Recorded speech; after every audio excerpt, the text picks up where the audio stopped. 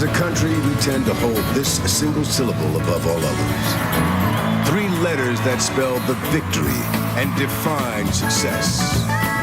Win. But for a night, let us celebrate a different syllable. The 3 letters that contain the code to all achievement. The short motto of every yard ever made. Try. This is an ode to effort. For down the long road and through the hard times, along the tough miles and in the rough patches, effort is the engine. The willful machine, carrying a player through the season and pushing a team to a title. The torque to all progress. The path to every prize lies not in the headline or the spotlight, but in the toil and the labor, in the slog and the sweat. They brought some guts and some heart, and they never quit. What's more American than that? Sure, we play for the spoils, but let us savor the struggle.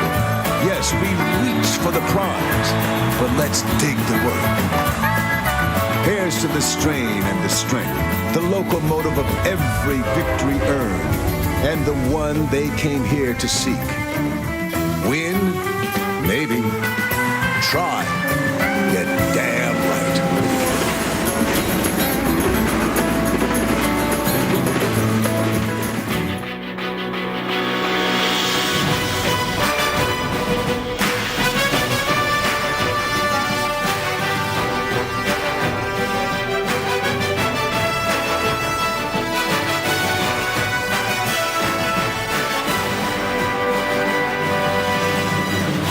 Watching the Intuit TurboTax College Football pregame.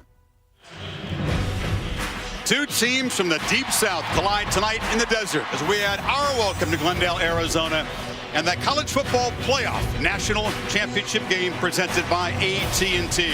Clemson thirsty to end a drought. 3 decades since their only national title. Alabama expects another huge building brought to fortify their dynasty, a 4th title in 7 years. Can Deshaun Watson provide more wizardry with his arm and his legs tonight? The sophomore summoning all of his calm confidence against the ultimate challenge. All-American Reggie Ragland and the sturdy, angry Alabama defense. Heisman winner Derrick Henry, the Tide's relentless runner, was a decoy in Dallas, eager to return to a starring role tonight. And Shaq Lawson, the stalwart of that Clemson defensive front, trying to fight through some pain in his knee and join Deshaun Watson as the leadership group of this team. Can he do it? An Alabama native and grad, Dabo Swinney, trying to deny Nick Saban his 5th national championship. The Tide stumbled in September at home against Ole Miss, and they've been in must-win mode since. 11 straight, getting stronger later in games behind the running of Henry. And that sturdy defense which shut down running backs all season. And the improved play of Jake Coker, who is brilliant as Alabama dismantled Michigan State in the Cotton Bowl. Clemson, meanwhile, chasing 15-0. They had some close calls. They showed some guts near the goal line against Notre Dame, stopping a 2-point try. Battling their way to the ACC championship and then upsetting, destroying Oklahoma by 20 points. So that's the Capital One, how they got here. The top 2 teams for the last 2 months, champions of the ACC against the champions of the SEC. And welcome to Glendale, Chris Fowler and Kirk Herbstreit. So delighted to have you with us in year 2 of the playoff. It's been an exciting, suspenseful regular season. It's been a bowl season of beatdowns, Kirk. We're just like you folks. We want to see a great punctuation, a game that matches this environment in here. Well, and Alabama comes into this game as the veteran team, the experienced team. They know about this atmosphere, which is electric, by the way. And for Clemson, they've been the underdog all year. They've embraced this. People have doubted them. You could just see Dabo talking to his team as we were coming onto the air. He had all 100 of them around him. You know that same message is believe that you can get it done. I think we're going to have a competitive game. I think it's going to be great. History says when the championship game comes to Arizona, expect the unexpected. Derrick Henry is expected to play a bigger role tonight, building on one of the best seasons any running back has ever had in college football. A quiet semifinal. He was a decoy. What do you think tonight? I think he's going to have to play and play well. The reason is Clemson can cover on the perimeter. They do a much better job than what Michigan State has the ability to do. And I think because of that, you're going to see Lane Kiffin rely more on the old game plan, which is running the football with Derrick Henry to set up Jake Coker in that play action pass. But Bama's personality, we've seen it all season long, is the defense, led by a defensive front. They have smothered people. They have denied opponents' running game. But just maybe Clemson has a kind of guy that can trouble this defense. Yeah, it's not just Deshaun Watson's ability to run and throw. It's the scheme. Over the years, the dual threat quarterbacks that have gone up against this Bama defense, and it has a lot to do with the numbers. Johnny Manziel, there's 5 in that box area, yet he has 6 to block. The other thing is he makes people miss when he takes off and runs with the football. See the jet sweep? You have a man in motion. That can affect not only 42 to go wide, but also the safety. And look at the running lane here for Nick Marshall, who had the speed to make him pay for it. The other aspect that you have to be concerned about, this year with Chad Kelly. See how he shows the ball to the defensive back Humphrey? He comes down on it. It opens up a big throwing lane and obviously an open receiver. This is what exactly I believe Clemson will try to do against Alabama. Remember, Alabama's made a lot of changes to defend this very style of offense. We'll see if it pays off tonight for Nick Saban. Could add Cam Newton to that list. And Watson's done his homework. He always does. He's talked to a lot of quarterbacks who've had success against Alabama. Meanwhile, on the defensive side, there's some injury concerns. Deshaun Watson goes out there perhaps knowing that he's going to need to continue to score some points. And they've had 10 straight 500-yard games on offense. Yeah, he's going to have, if Clemson ends up competing and winning this game, it's going to be because of number 4, Deshaun Watson. We just showed you how teams have attacked Alabama. Well, now this is Clemson against Oklahoma. You have 7 in that box. If you include Gallman, the running back, you have 7 to block. And there's Deshaun Watson taking off. How about if you attack left? There's 3 against 3. The running back becomes the lead blocker. He takes the linebacker out. You see there's nobody left there, and there's a first down. It sets up this kind of opportunity. You show run, and then you allow your receivers. Here's Octavius Scott getting behind coverage, one-on-one. You affect the eyes of the secondary and the linebackers. They start looking in the backfield, worried about the run game. It could open up the throwing for Deshaun Watson, who, by the way, is very, very accurate in throwing the football. That's unheard of. 5 100-yard rushing games in the last 6. You do not see that in the FBS. Every opponent says the guy is faster in person than we thought he was on tape. He'll have a minimum of 25 carries tonight, and he's going to have to be the difference in being able to run the football as well as throwing. Tigers bring a tough defense as well, but their leader, the ACC Defensive Player of the Year, the top guy invading the backfield, Shaq Lawson, is a concern based on what we saw in warm-ups. Yeah, I mean, watching him, there's big concerns. He obviously had to sit out of the Orange Bowl against Oklahoma. I was blown away with the way Clemson defended an OU offense that was very balanced coming in. Austin Bryant stepped up. There's a lot of depth on that defensive line, and now there's talk about Mackenzie Alexander, their corner, maybe not playing. We watched him in warm-ups. He looked fine. I think he'll go out and play tonight. Well, Dr. Jerry Punts joins us with more on Lawson's knee injury, what he's battling through or trying to tonight, Doc. Hey, thanks, Chris. You know, in the second play of the Orange Bowl, Shaq Lawson suffered a sprain of the medial collateral ligament on the left knee. Now, let me show you, folks. This is the big, thick MCL, the medial collateral ligament that controls side-to-side movement of the lower part of the leg. Pretty important when you try to plant your foot and change directions. You know, now the good news, the MRI didn't show a tearing of that ligament, just stretching. Now, here's the bad news. Normally, that injury requires 3 weeks to heal. He only had 12 days. But just a moment ago, he went out and warmed up in a special brace for that left knee, and I have just been told a minute ago that Shaq Lawson will start for the Clemson Tigers here tonight. Now, here's the concern. He's had no full contact since the Orange Bowl, so the coaches and medical staff and all of us at home will be watching at the same time to see if he has the mobility and agility to be able to get off blocks. Can he change directions and protect himself? If he cannot, he will come out of the ballgame. And just a moment ago, Dabo Sweeney said, this young man playing on a knee that's not 100%, he epitomizes the bring your own guts mentality for this Clemson football team. Chris? Jerry, thank you. Yeah, the draft is the next stop for Lawson, but he wants to dig deep and try to win a championship for his team tonight. We keep an eye on him and on Alexander, two of the many unknowns All the questions will be answered, and one team will be left standing with that national championship trophy at the end of the night in Glendale, Arizona. The Tide and the Tigers battle for the title. Kickoff coming up. The Intuit TurboTax College Football Pregame is brought to you by Intuit TurboTax. Taxes done smarter.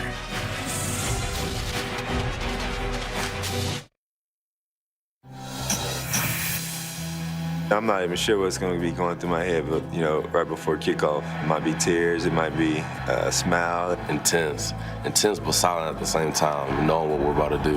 My mind just kind of shuts off and my eyes open up and, you know, really just focus on all ball. You hear the crowd get louder and louder and heavy breaths of your teammates next to each other. It's almost like one heartbeat. It's going to be go time for sure. It's here now, so you just got to go get it. Time's here. You can't back out now. Ain't no hiding. You got to go out there and play ball. You can sense those moments as sun sets in the desert. Aerial coverage provided by Goodyear. Kick off your drive with tires that return superior performance. Goodyear, more driven. Clemson and Alabama Tigers can become the first modern team to go 15-0.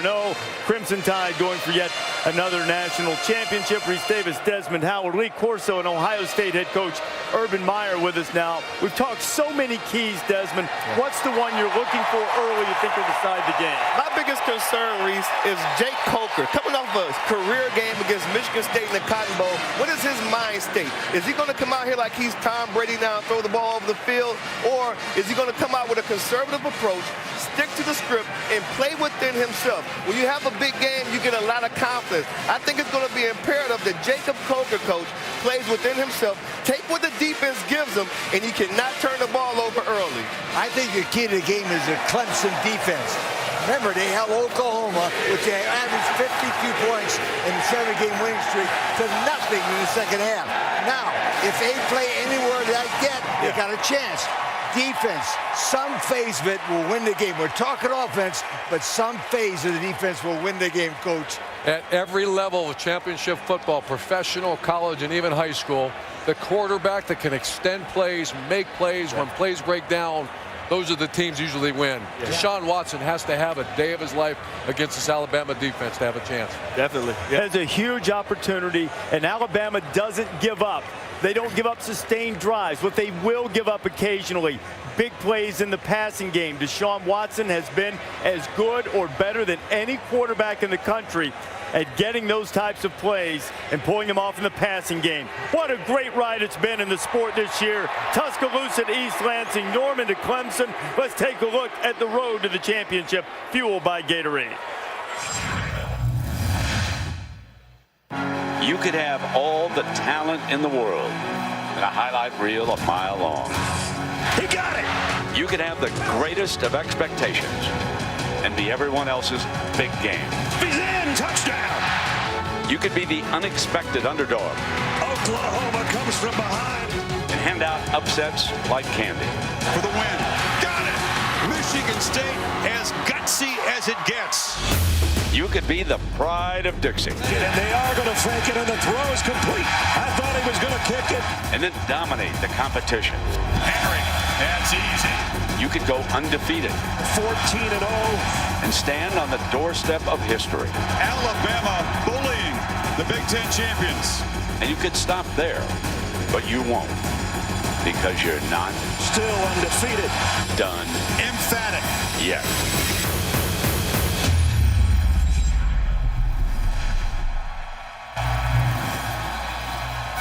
You're watching the Intuit TurboTax College Football Pregame.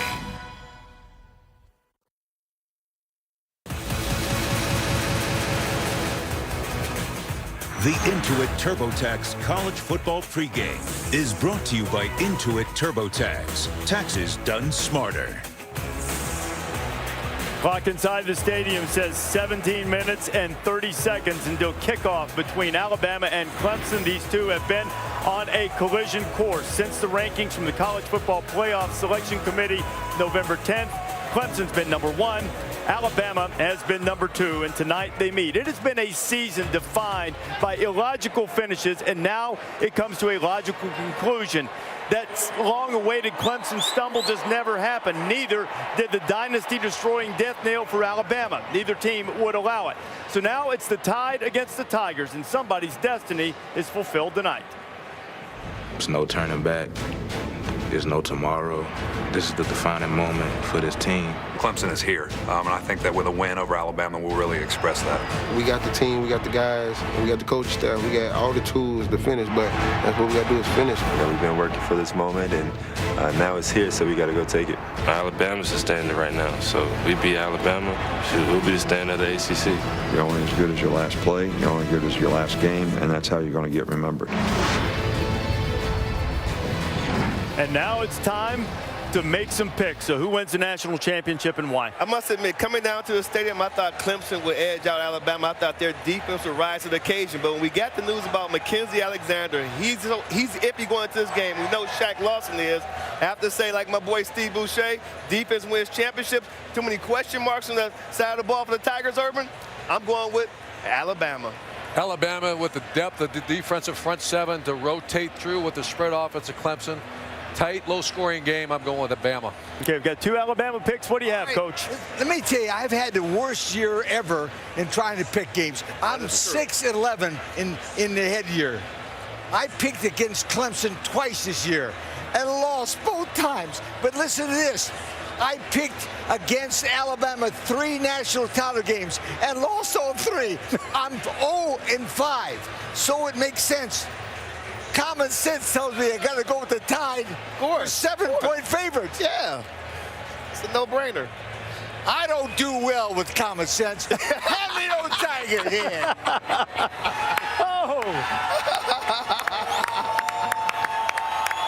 Lee Corso going with the Tigers, much to the delight of the orange and purple-clad fans. An overwhelming majority, particularly behind our set location, enjoying Coach Corso despite the season record, going with Clemson. And there's the royal wave, too. Look at the eyes on that thing. There's so much at stake for both of these programs. Clemson can validate its run of double-digit season wins with the championship. Alabama can win its 4th title in 7 years, claim its 16th, 11th in the poll era, and a 5th for Nick Saban. Closing in on kickoff between Alabama and Clemson. Let's go to our public address announcer tonight, John Magrino. Ladies and gentlemen, here to perform America the Beautiful, accompanied by members of the Phoenix Children's Chorus, please welcome Mercury Records Nashville recording artist, Kanan Smith.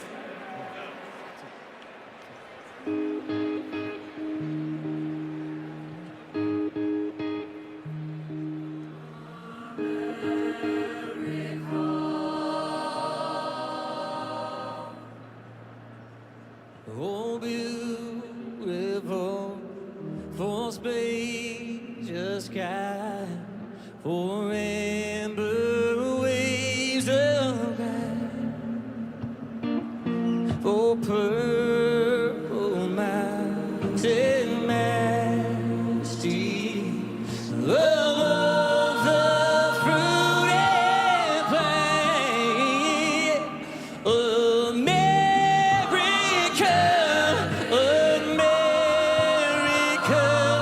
God shed His grace on thee, and crown that good with brotherhood, from sea to shining sea, sea to shining sea, oh America.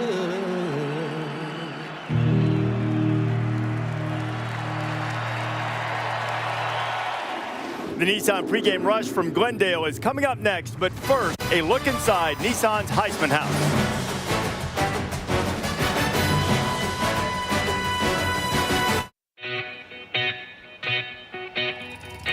It is almost time. Even all this advanced technology cannot recreate the feeling of impending ferocity and desperate energy. The tunnel smells like adrenaline and sweat. Waiting corrodes everything it touches. The past few hours passing like the lifetime that led them here. The crowd outside roars in their ears like a jet engine. Their pulses racing, vibrating cylinders, throttles unspooling. Nothing matters right now but ending the wait. All I know is we going to the Natty. How about them Tigers, baby? New? This ain't new. This is cosmically old. The basest human instincts colliding. Pain and love and fear and desire. Can you feel it? The noise is coming down, cleared for takeoff. A wall of sound waiting for the first chord. The building is revving, lurching, wild and limitless. It is time. For what you are about to receive.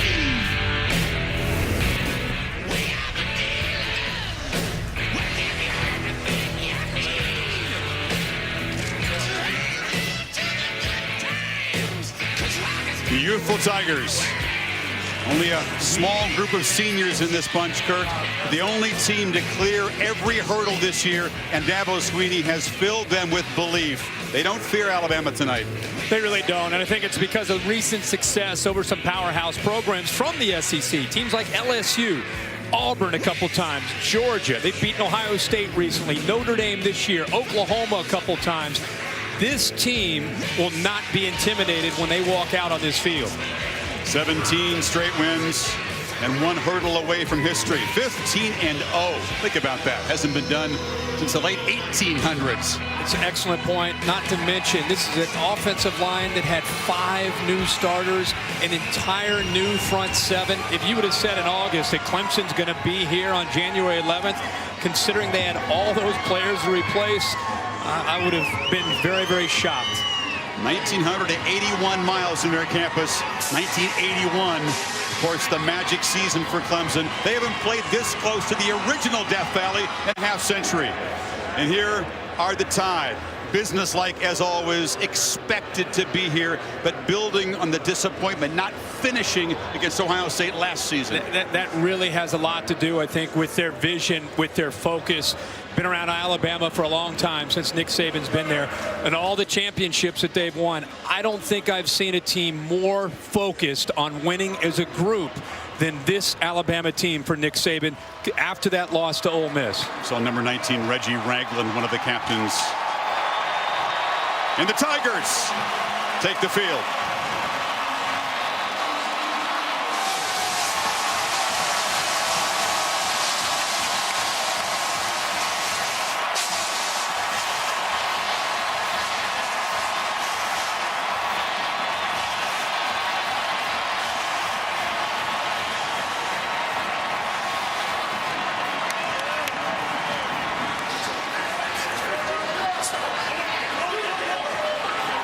Nick Saban told his team, you deserve to be here, but you are entitled to nothing. Anything less than a victory tonight, and this season ends in disappointment for Bama.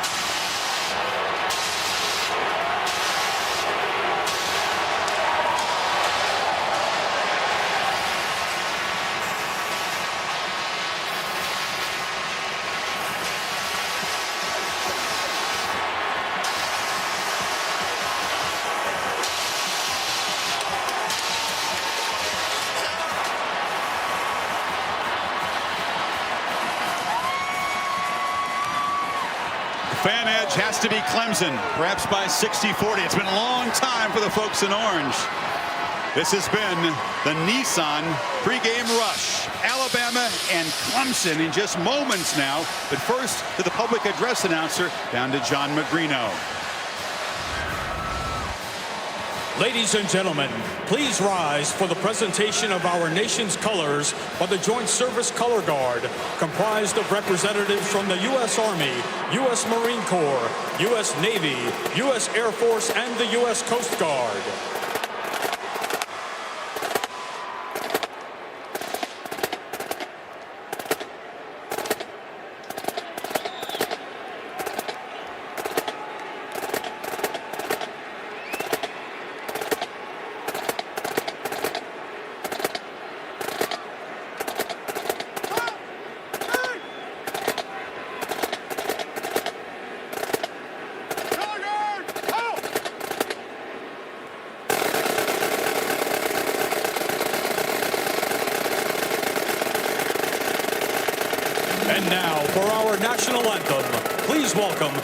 Grammy Award-winning singer, songwriter, producer, and actress, Ciara. Oh, say, can you see by the dawn's early light what so proudly we hailed at the twilight's last gleaming, whose broad stripes and bright stars through the perilous fight o'er the ramparts we watched were so gallantly streaming, and the rockets regulate, the bombs bursting in air gave through the night that our flag was sailors that star-spangled banner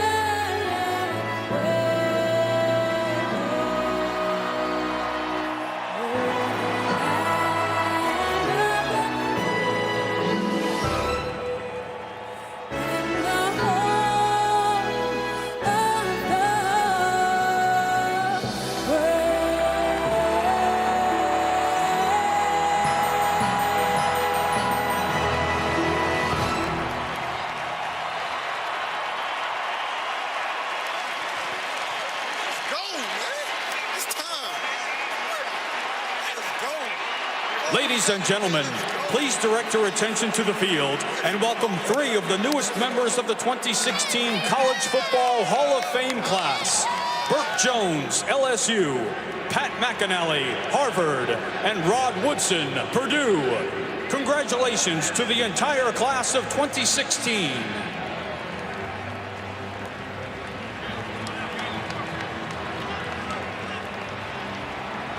And now, please direct your attention to midfield for the National Championship Game coin toss with tonight's referee, Terry Lydon, honorary captains C.J. Spiller and Mark Ingram, Clemson team captains Eric McLean, Sharon Peak, Stanton Seckinger, Travis Blanks, B.J. Goodson, and D.J. Reeder, Alabama team captains Jake Coker, Derek Henry, Ryan Kelly, and Reggie Ragland, and inductees of the 2016 National Football Foundation College Football Hall of Fame. Good evening, gentlemen. Welcome to the College Football Playoff Championship game. Congratulations on tremendous seasons by both teams. The coin we'll use tonight for the toss has the College Football Playoff logo on the head side. And on the tails side is the University of Phoenix Stadium logo. Alabama, you're the visitors. What will your call be tonight? Heads. Heads is called. And it is tails. Clemson, you've won the toss. Clemson has won the toss and deferred. You'll receive. Which direction would you like to kick? Turn your backs around that way. Bring your backs this way. To begin the game, Clemson is So Clemson is a higher seed wearing the all-orange home uniforms, but Alabama will get the football first to begin this championship game. And with Nick Saban, down to Tom Rinaldi. Chris, thank you very much. Nick, you've coached in this game 4 times. You've never lost. How do you use that experience to help this team win tonight? I don't think this team knows anything more about it. I mean, you know, it's what we talked about before. Everybody's go out there and dominate their box, play with their best effort, be their best football player today. That's what everybody has to do. You got to do it for 60 minutes and have fun doing it. There's no anxiety here. Let's just go play. Good luck tonight, Nick. Let's go across to Heather with Dabo Sweeney. Tom, thank you so much. Coach, we're seconds away from kick. What do you feel is the most critical element early to set the tone in this game? Well, I think, you know, first of all, we got to establish ourselves in the trenches on both sides. I think got to get in a rhythm, kind of get a feel for how they want to play. Probably the same for them. And just kind of, you know, get into the flow of the game. A lot of emotion, channel that emotion the right way, and just be who we are. Coach, two of your top defenders came into warm-ups as question marks. You've said that Shaq Lawson will start. What is the status of Mackenzie Alexander? I expect both of them to play and play well. Good news, you're full strength. Coach, thanks. Chris? Heather, thank you. Grew up in Pelham, Alabama, was a special teamer on Alabama's championship team that stunned Miami in the Superdome. Kirk, let's take a look at each team's plan for success presented by Northwestern Mutual. Chris will start with Alabama. First thing they've got to do is go back to running the football with Derrick Henry. Remember last week it was a lot of pass to Ridley. Tonight it's more of Derrick Henry. They got to prevent the big play. Make Clemson's offense drive the ball. For Clemson, simple. Number 4's got to be the X factor. Deshaun Watson running and throwing. And then a big key in this game, when you look at Alabama, when they've struggled, it's been on third down on both sides of the football. So a walk-on. Freshman Greg Hugel from Blythewood, South Carolina will kick it off for the Tigers. Tide have Kenyon Drake and Richard Mullaney. Two key receivers deep.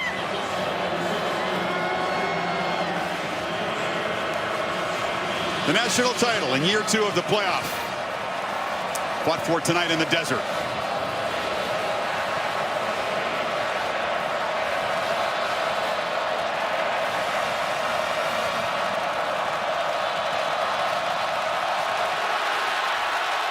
Hugel drives the kick into the end zone. Drake brings it out. And is knocked down. Good coverage by the Tigers.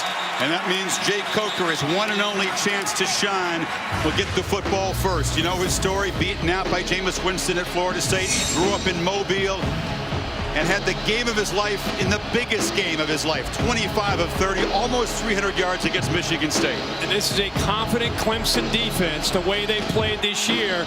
Look for Alabama to try to shock Clemson. Wouldn't be surprised to see him take a shot early here in this football game.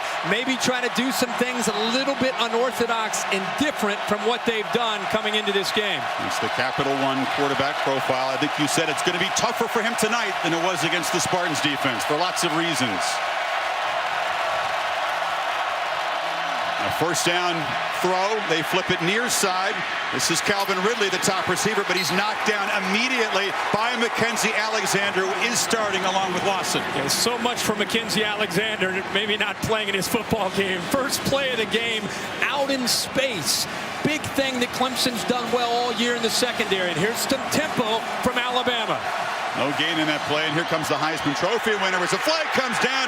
Ben Boulware shoots through and drops him for a 5-yard loss. Yeah, I don't know if Alabama was set there. They're trying to go tempo. Remember I talked about doing some things a little different to catch Clemson off guard? Oh, they actually catch Clemson. So the tempo does work. Tide will use tempo in spots, but not typically this early in the game. Offside.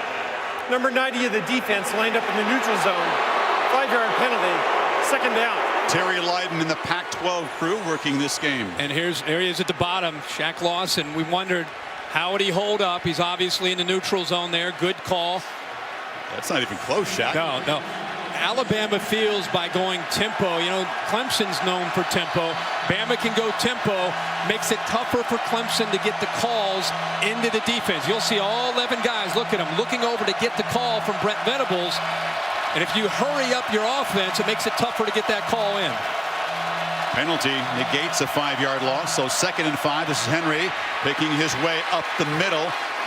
Knocked down at the 29, about a yard short of the marker. A lot of energy, a lot of emotion right now in this football game. And third down has been a problem for Bama most of the year. You say 3rd and 5 plus 103rd in the country. Here's 3rd and short. Again, they go tempo. Henry powers for a first down.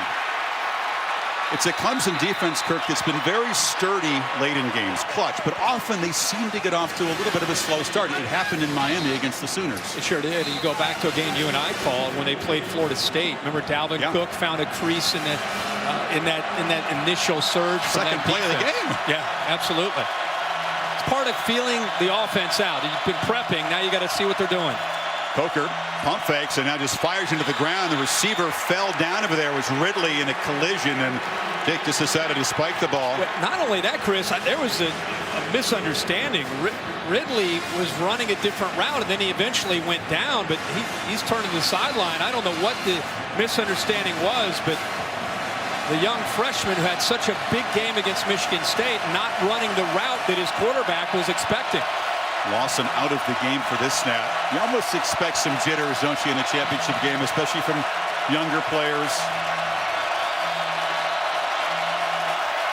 Darius Stewart comes in motion. Henry, not much room. Penetration early by DJ Reader, blew it up. Yeah, that's a good job up front. It's a different battle today for this Alabama offensive line. They try to double team, but boy, Clemson holding the spot there by DJ Reader. You see Austin Bryant, who's in there for Shaq Lawson coming in, and this is what Brent Venables wanted. He is as good as you'll see in the country at third down. They're second in the country this year at getting after the quarterback and disguising. Coker needs 9. Tigers rush 4, flipped complete. Ridley's got some work to do. Does make a man miss. Dives right near the marker. It's going to be close at the 44. Boy, great job by Mulaney up at the top of doing a good job on the block. He'll be right up here. You'll see. Watch how he sustains his block, and it allows Ridley to pick up those yards. He does get the first down. So makes up for that mental mistake. Lawson back in the game. We'll track his snaps as Stewart takes the toss again. Not much running room. He does well to get 3 yards. He is such a long strider. He is more effective as he builds up his momentum. The big thing that people talk about every single time you get around people trying to defend Alabama, Derrick Henry, they talk about we need penetration. We've got to get to him before he builds up his momentum, and that's what they've done here so far early in this game. First 7 plays against Michigan State, didn't touch it once. Already 4 carries in their first 7 plays. Pop pass, Stewart with Henry as a lead blocker. Excuse me, that's Kenyon Drake driven out, and that's the Heisman Trophy winner getting to the edge to help his teammate. And Shaq Lawson, because of that knee, he's offsides again. If you go back and look at that play, he's lined up in the neutral zone again. Remember, he's playing with that MCL injury Doc Punch talked about earlier. He's in a different stance, and I think it's really affecting him as far as his vision and his alignment. That's the second time. He got away with it that time, but he was in the neutral zone again. This time they need 6 on third down.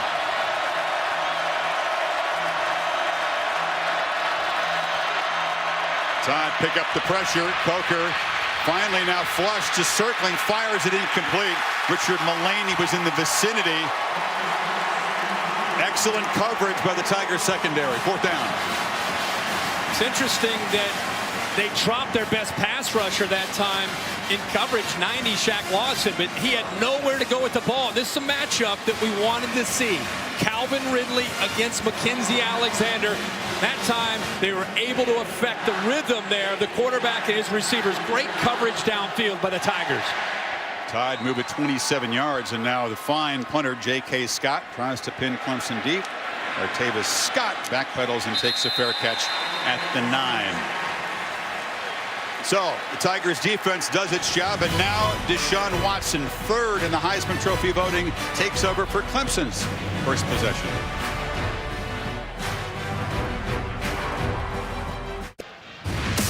Our Capital One profile quarterback Deshaun Watson, who a year ago was dealing with an ACL injury, played hurt against South Carolina, missed the bowl game. Began his sophomore season playing somewhat cautiously, but got more confident, and then he got faster as the season went on, and he broke the ACC total offense record with 4,731, and he was brilliant, first as a runner, later as a thrower against Oklahoma. Tonight, he'll have to be both. It'll have to be his arm and also his legs. His legs will have to be a big factor against his Alabama defensive front. Scott in motion.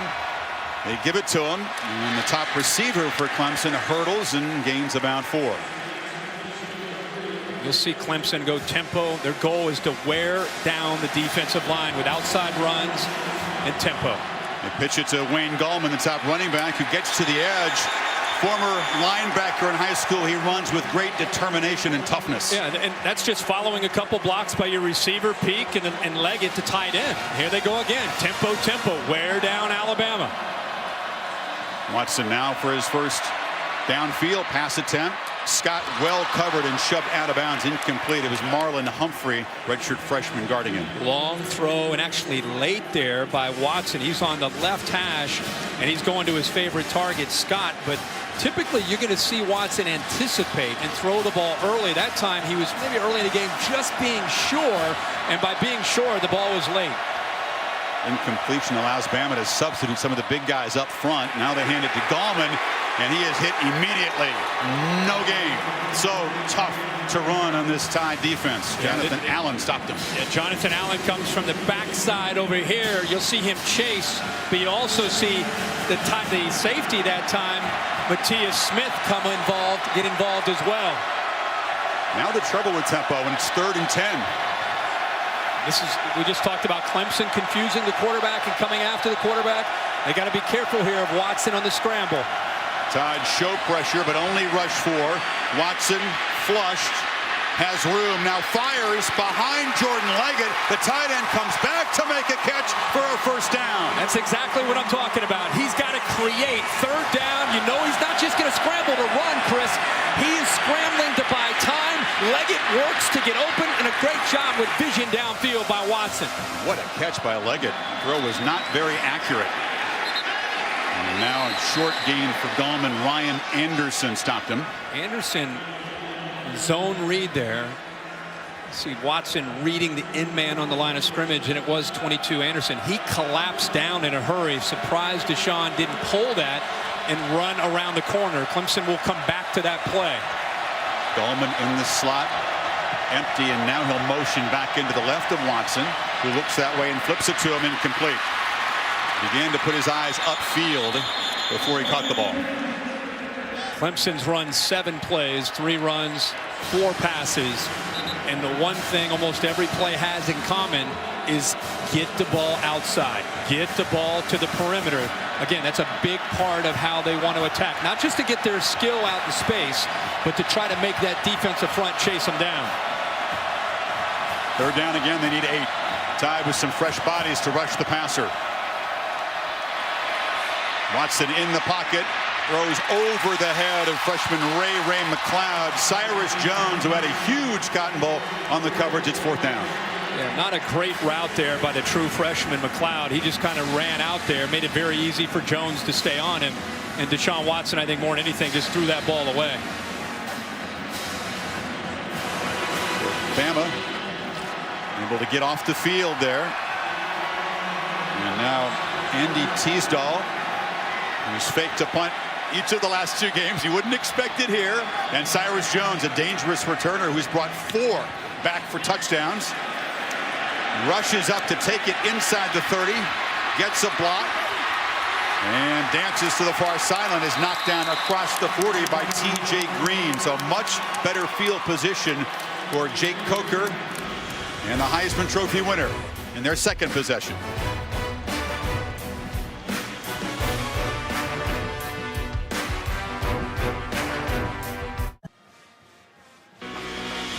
The 2016 College Football Playoff National Championship is presented by AT&T, mobilizing your world, and in part by Dr. Pepper and college football. It's a one-of-a-kind tradition. Chevrolet, find new roads, and the Capital One Quicksilver Card. Earn unlimited 1.5% cash back every purchase, every day. Above the roof, a chilly night in the desert. Our aerial coverage provided by Goodyear. Kick off your drive with tires that return superior performance. Goodyear, more driven. It's Big Top with the indoor lawn grass field that they roll out. This is a brand new field assembled for this championship game. Rolled in here a week ago. To the Tide. 2nd possession from the 41.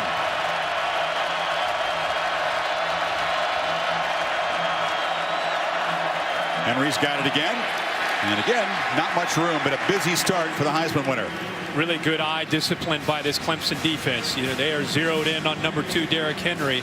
Lane Kiffin trying to use Kenyon Drake that time as a decoy. Anytime you see the running back Drake lined up as a receiver going in motion, it can easily affect your eyes, but that time they were zeroed in on Henry. They feed him again on 2nd and 8, running right, cutting back. And muscling near midfield. It'll be 3rd and short.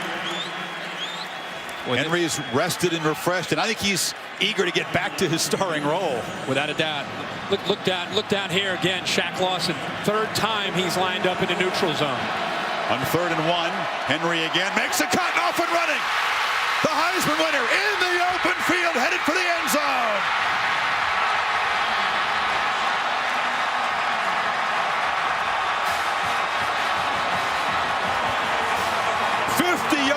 No decoy tonight, Kirk.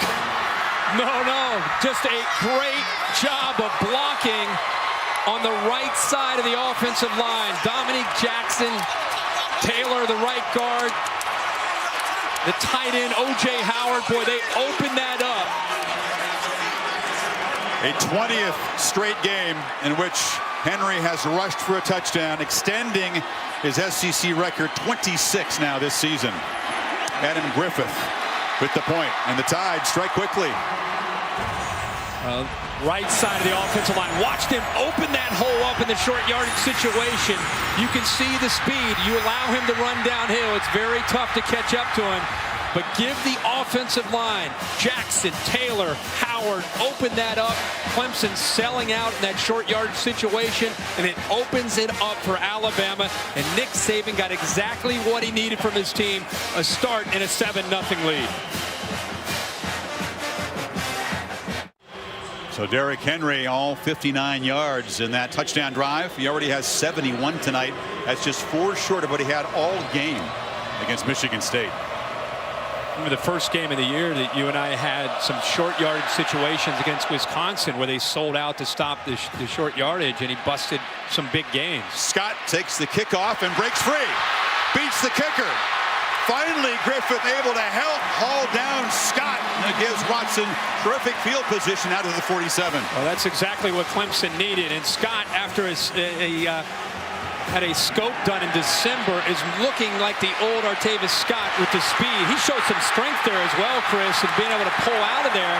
The kicker, Griffith, gets in his way. He actually almost missed. Humphrey was there, the corner, to help out as well. But you could see once he broke free how explosive Scott can be. One of the best returns of the year for the Tigers, who have really struggled on special teams throughout the year. So Watson trying to answer Henry's touchdown, delivers shot to the slot receiver Hunter Renfrow, who spins and works his way to Bama territory in a Big Orange Bowl game. Well, great set of hands. The walk-on, who's a high school quarterback, does a really good job. Just a gritty interior receiver. This time a quick little sugar huddle, but they'll break the huddle fast and get ready again to try to keep the pressure on Alabama. Gallman bangs right into that stout front of Alabama's defense. Reuben Foster, the linebacker, combining with Fitzpatrick. Boy, what a job there by DJ Petway, 57. Watch him at the top explode into the center there. Pushed him right back into the play. Guillermo was pulling around to help out, and he realizes now that strength you're talking about with that Alabama front. Wow, did he move backwards in a hurry. 3rd and 5 now. Watson in the pocket, flips it into traffic, incomplete. Here comes a flag. It was Foster defending on Jordan Leggett too closely. Well, he got a hand in there. It was a crossing route underneath, and Foster got involved. They love to get the ball there in those situations to Leggett. Pass interference, number 10 of the defense. Ball will be placed at the spot of the foul. Automatic first down. They brought the pressure, but I thought Watson did a nice job to just wait, let the play develop, waits to the last second. Look right there, just grabbing him with the left arm, hooked him, pulled him in, and a good call by the officials.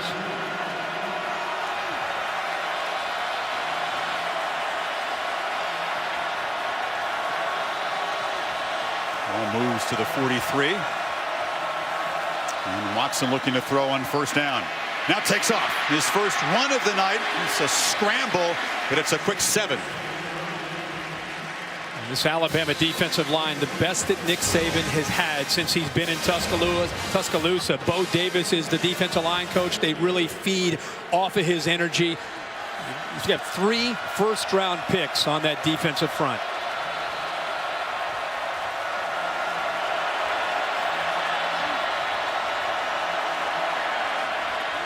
Dahlman, a late handoff from Watson in a short game before Denzel Duvall stopped him.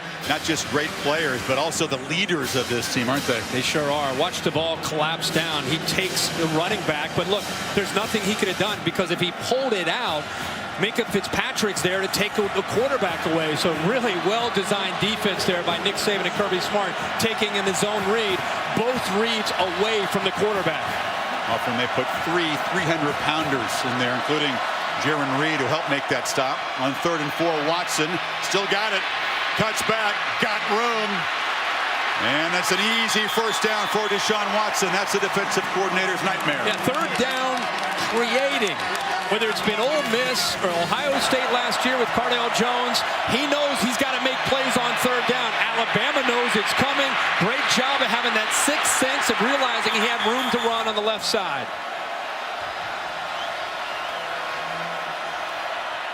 Watson rolling out. Takes a downfield shot. Ran for the end zone. Touchdown Tigers as they answer the Tide score.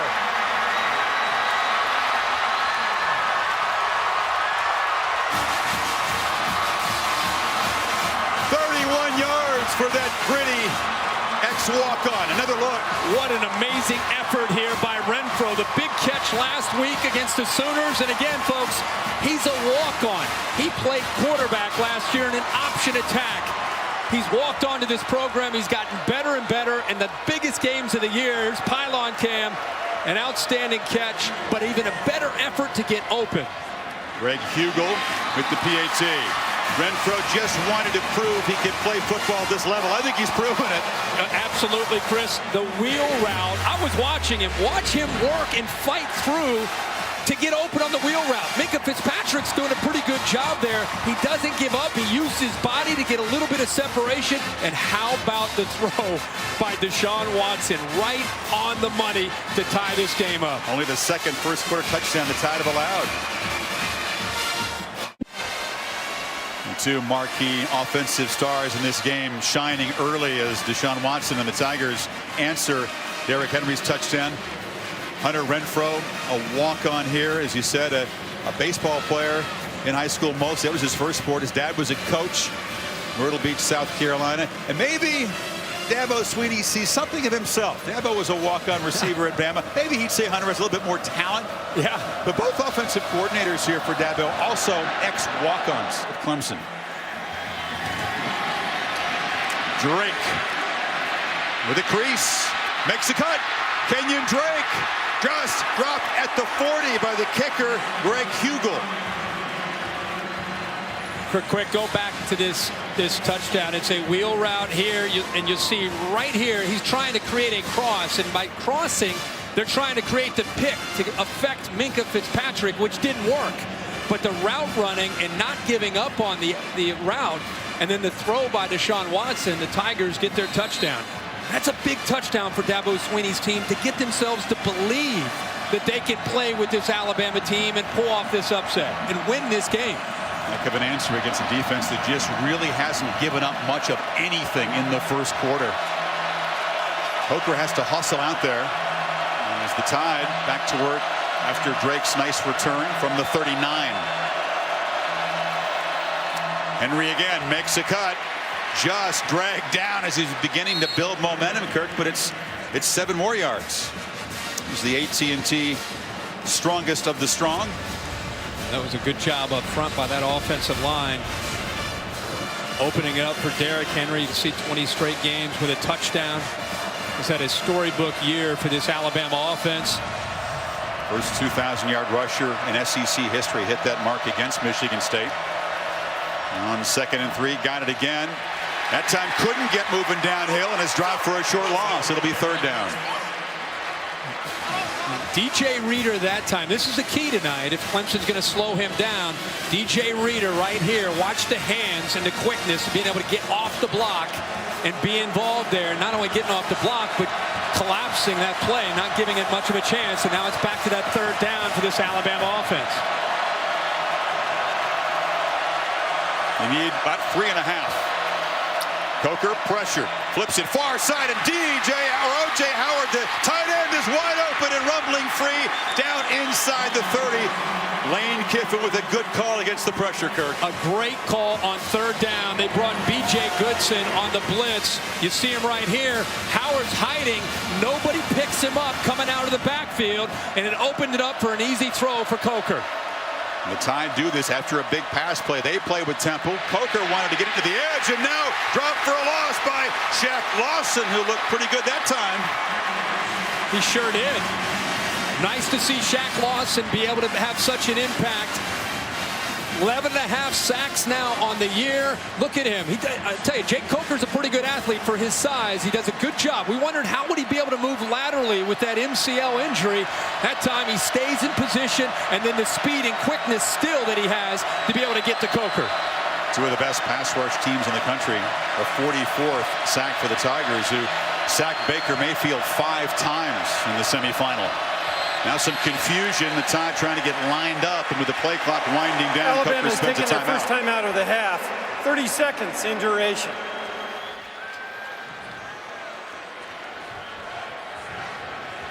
It's been a good year for Clemson, ranked #1 in the college football rankings every week by the committee. They'd never actually been ranked #1 in a season before. The Tide, of course, knocked off LSU and jumped to #2, and they've been 1-2 since November the 10th. Yeah, they have definitely been the two teams that a lot of people were excited to see to have a chance. This Tigers team, despite being ranked #1, they've been able to maintain a chip on their shoulder. It's kind of been driving them. Nobody believing us, people doubting us, and it has them here tonight playing for all the marbles, playing for the national championship. About a touchdown underdog tonight. Coker looking to the sidelines on 2nd and 16. And takes a shot downfield. It's for Ridley, but it's way over his head for Gray Tankersley in coverage. Chris, if you remember, early in the year, Cordray Tankersley was tested. Teams went after him. They were somewhat intimidated by Alexander on the other side, and teams had some success early in the year. But boy, if there's a player that's improved the most on this defense, it's probably Tankersley. Big, strong, 6'1", about 195 pounds, and they leave him on an island quite a bit. Came over to deny a touchdown against Oklahoma with a pass broken up in the end zone. So on 3rd and 16, they hand it to Henry, who breaks a tackle and muscles down to the 27. Austin Bryant tackled him. That run designed to set up a makeable field goal, and it does so. Yeah. 3rd and long has not been a strength. We've talked about quite a bit about that tonight for Alabama, and just trying to give Griffith a better chance at this field goal. And he's hit 6 in a row from beyond 40. Told me he corrected some mechanics after missing his first 4 attempts this season. Finished up 22 for 30. Terrific story. Born in Poland, lived in an orphanage, adopted by parents in Georgia, and given a scholarship by Nick Saban. But this one starts right, stays right. Missed it from 44, and the Tide come up empty. As Sweeney's defense with that sack from Shaq Lawson, huge in that series. Chris, you talked about it early in the year. The hold is great. He just, and actually, if you look at the kick, the ball looks like it's hit pretty well, but he just pushes it off to the right there, and Dabo Sweeney says, that's a win. That's a win for us. You get Deshaun Watson back out of the field. So you have the answer to get it to 7-7, and then the defense forces a field goal, and they miss it, and they get the football back. So the Tigers taking over on their 27, and Watson goes straight back on 1st down. Now escapes again. Deshaun Watson just glides for 12 yards. This is what Saban feared. Well, when you play a man-to-man, you've got an athletic quarterback who can run. You better spy him. You better have eyes on number 4. Everybody knew coming in, his ability to create was the biggest thing Alabama had to take away. Now it's Gallman with a big convoy of bodies in front of him, spinning and fighting for a nice 1st down gain. Duvall tackled him. Important to look at Clemson not doing a lot of substituting. And when Clemson's not substituting and they're in hurry up, the rule is that Alabama can't substitute. So that allows you to stay really fast. That time they bring a player in late. Now Alabama can bring a player in late. Peak at the bottom checked into the game, and now you see Reed checking into the game too. Saban and Kirby Smart intend to take full advantage of that, don't they? Every time Clemson does change a receiver. Play clock at 5. They fake it to Gallman. Watson pump fakes. Now sprints out, fires downfield into traffic. Catch made. Ruled a catch at the 30 by Sharon Peak, the senior. Chris, I can't tell you how impressive that is, not only by Watson, but by Peak to give this play a chance. The quick slant's taken away. He realizes his quarterback's going to buy some time. He works to get open, and a perfect throw. And the strength to keep that foot in bounds when he was hit. And now, strike over the middle. It's Leggett, the tight end, and Watson, the Tigers are rolling. They split to two safeties who are high. Two safeties that are back deep. The way you try to attack them is right over the linebackers into the middle of the defense. Another great throw by Deshaun Watson, who's in rhythm and has Alabama right now on their heels. Final minute of a frantic first quarter. Watson, this is a design run into traffic and not much there. It gets about a yard. Ragland and Foster. So now, can they be efficient in the red zone? They beat Oklahoma by 20 despite only getting 13 points, Kirk, in their 4 red zone trips combined.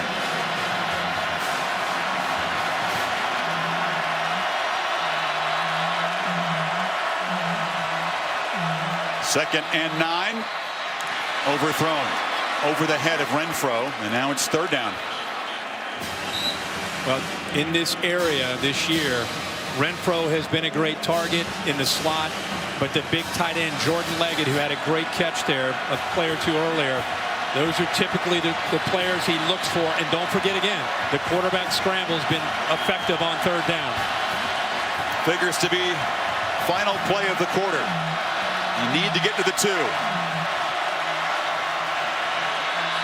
From the pocket. A strike and a touchdown again. It's Renfro.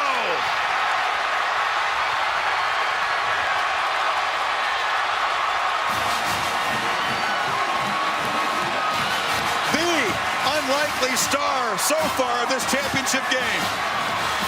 Wait till we show you this route by the freshman. He's being defended by another freshman who's one of the more highly touted corners in the country out of New Jersey, and Minkah Fitzpatrick.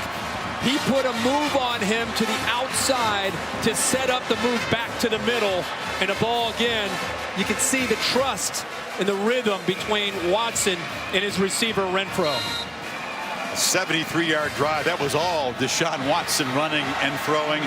And the second touchdown for Renfro, who continues a monster postseason.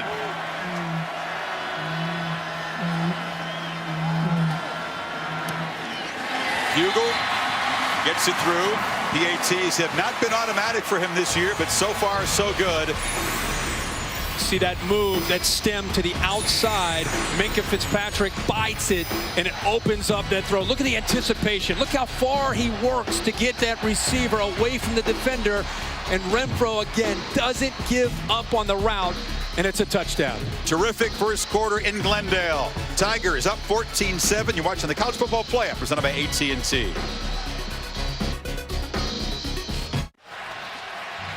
Set for the second quarter here of the College Football Playoff National Championship game presented by AT&T. A Bama defense, Kirk, that allowed a total of 19 points in the first quarter all season. Just one of those was a touchdown by Tennessee, giving up 2 touchdowns.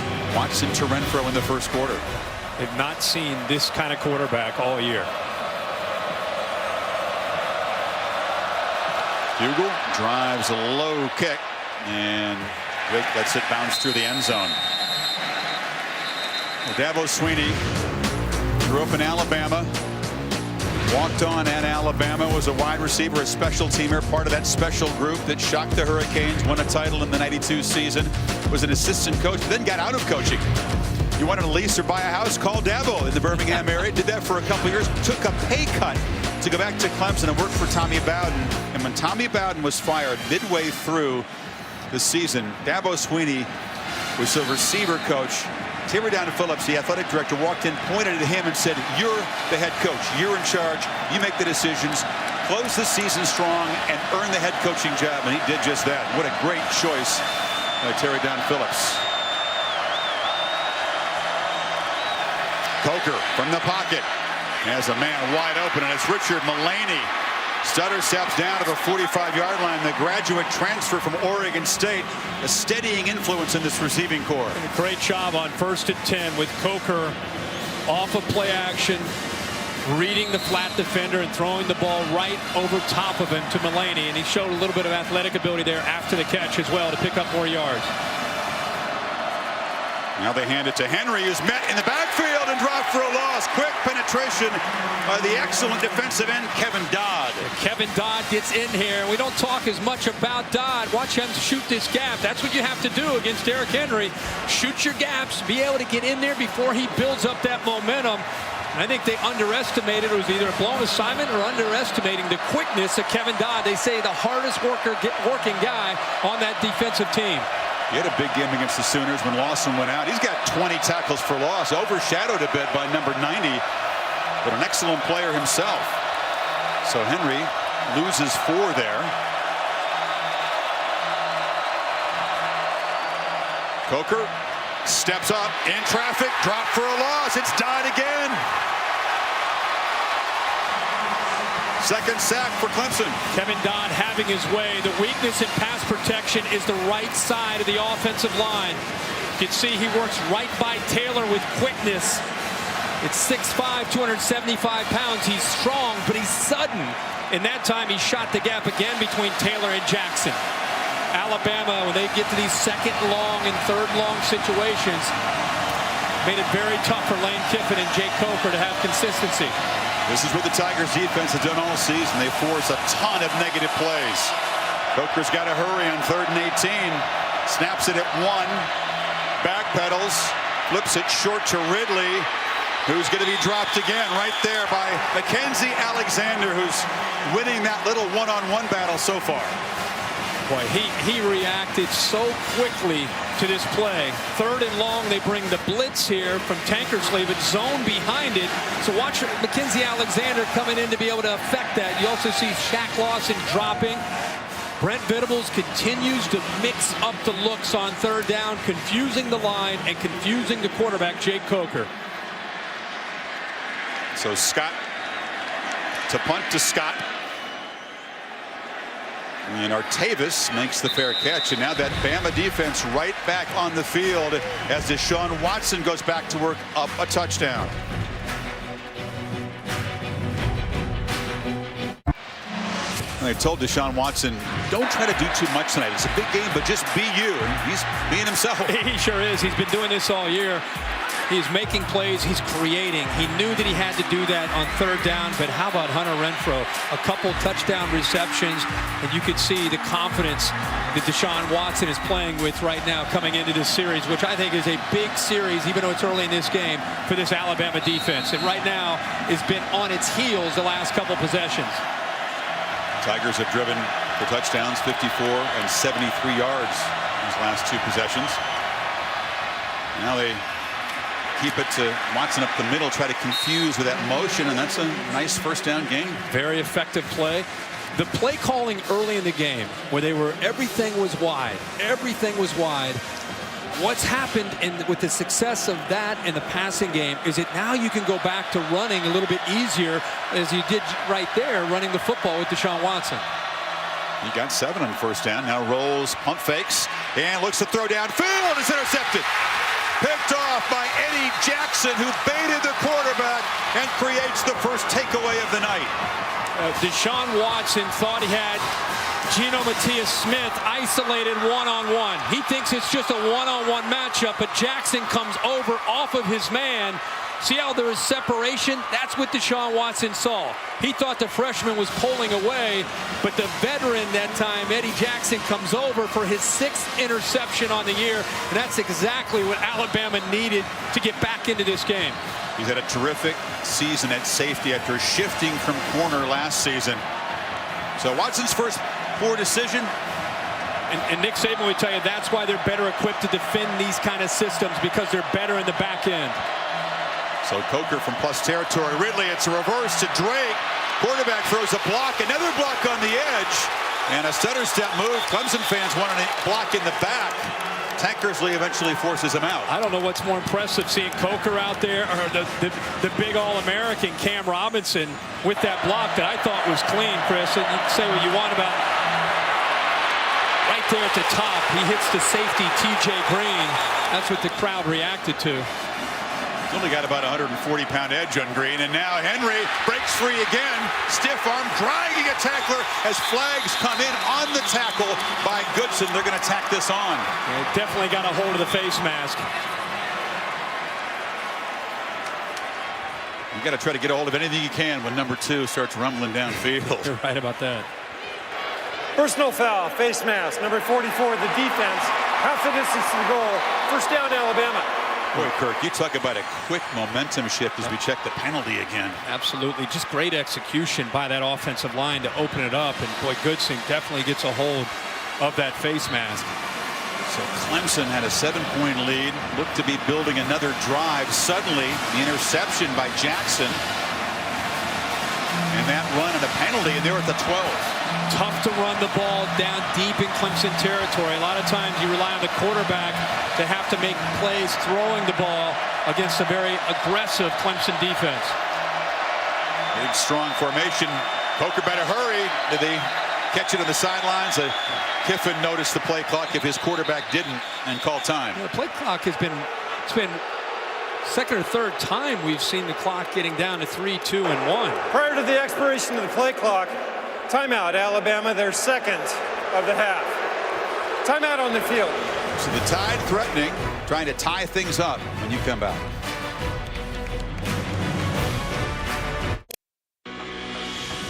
The 2016 College Football Playoff National Championship is presented by AT&T, mobilizing your world, and in part by Honda. Northwestern Mutual, we help you live life differently. Taco Bell's Crunch Wrap Sliders, 4 full-size flavors, just $1 each. And Gatorade, fueling today, fueling the future.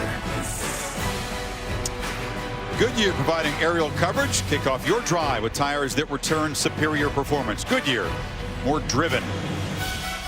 Tide have driven 30 yards in just 32 seconds after the Jackson interception. First down now at the Clemson 12 after the timeout. Receivers are isolated one-on-one. You have the fade or the back shoulder fade that they like to go to. Instead, it's Henry. He makes a cut and bangs down for about a 4-yard gain. When in doubt, you get behind Cam Robinson. Boy, he is healthy and looks great. 74, 6'6", 326. Big fella. He was the offensive MVP of the win over the Spartans. He had 5 knockdown blocks. Dominant, and healthy. I think that was the big thing. The layoff really helped him.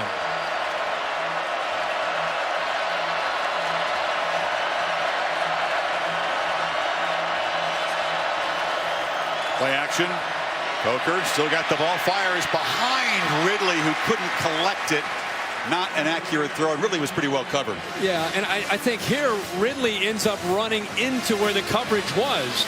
At that time, Coker does a good job of trying to settle him down with the throw. You can see he's running himself right into where Ben Boulware is. Coker's trying to settle him down. And that's, again, man-to-man, you want to sprint all the way across. Zone, you want to settle down into the soft spot, which is where Coker threw that football. That's a mistake there by the freshman receiver. Who's usually the top target, Kirk. He's been targeted 6 times, but only 3 catches for 10 yards. So 3rd and 7. It's Drake in the backfield. Coker looks back to the left. This is Ridley, who works free and weaves his way for a 1st and goal. Carlos Watkins saved the touchdown. Yeah, last game against Michigan State, it was the vertical pass. Now underneath, he is so dangerous with the ball in his hands after the catch. So it's not Henry, but Drake in the game. He gets the handoff. Not quite the power of the Heisman Trophy winner. He's very close, but ruled short of the goal line as B.J. Goodson and Lawson stopped him. Yeah, and because they went so fast and Drake was in on 3rd down, they had to go fast with Drake, and now they'll get Derrick Henry back into the lineup. See that Shaq Lawson out there giving tremendous effort to be in this football game. He sure is. He's playing on guts, a word that Dabo Swinney loves to use. Ball a foot away from the goal line. Big defensive lineman in the formation lead, blocking for Henry, who just dives to pay dirt. Robinson and Reed, those studs on the D-line, making it pretty easy for Henry that time. You have Cam Robinson on the left side. You've got Ryan Kelly in the middle, and then you're going to follow Ashawn Robinson and Jaron Reed. Pretty good chance. About 1,200 pounds there? Pretty good chance of getting a push. And then, oh, by the way, Derrick Henry's a monster, too, trying to run the football. The monster is just 2 yards short of 100 already as Griffith drives the extra point. So the interception by Eddie Jackson set it up. That's exactly right. As good as Deshaun Watson's been in this first half, a poor read here. Jackson's interception, a couple big plays. They get down inside the 1 yard line. They bring in the big fellas, the heavy look, and Derrick Henry ties this game up.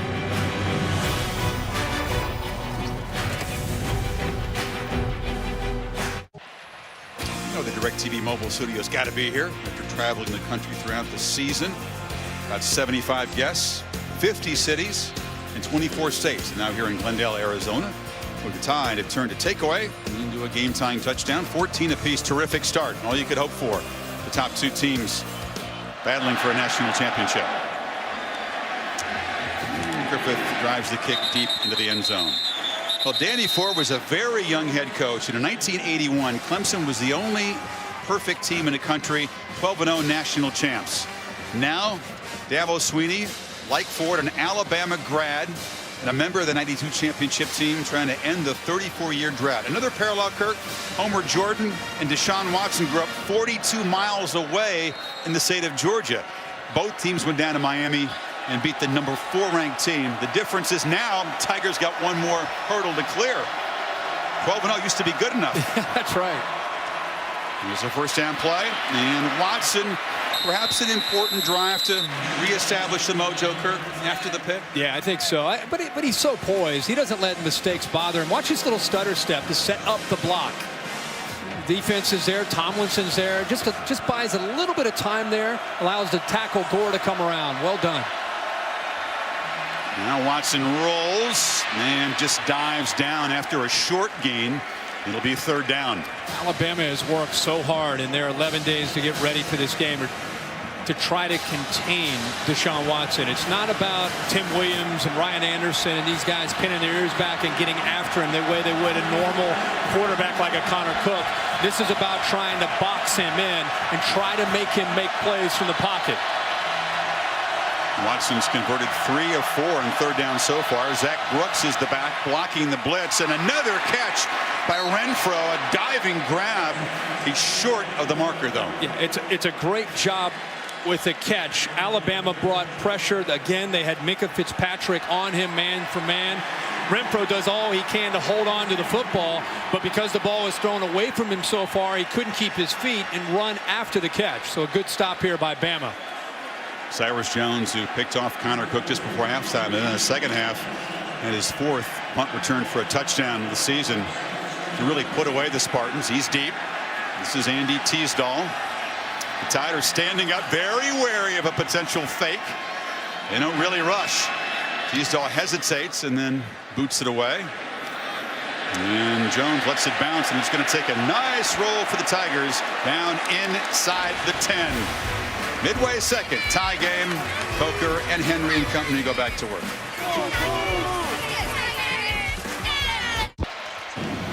Well, it seemed unlikely, Kirk, that anybody would ever chase down Paul Bryant's total of 6 national championships at Alabama.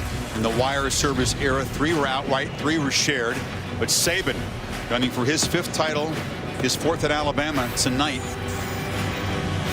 College Football Playoff National Championship presented by AT&T. Of course, creates an extra hurdle for Saban. Never had to play 15 games to try to win a title. Actually creating a debate which many thought they'd never even entertain. Could Saban perhaps be more accomplished than Bryant before he's done? Henry on first down pulls a few tacklers for 3 yards. I think part of the reason Alabama has gone, because you and I've called a bunch of their games, to even more tempo tonight, is because watch Clemson's defense. All 11 guys who got a player down. Looks like Alexander.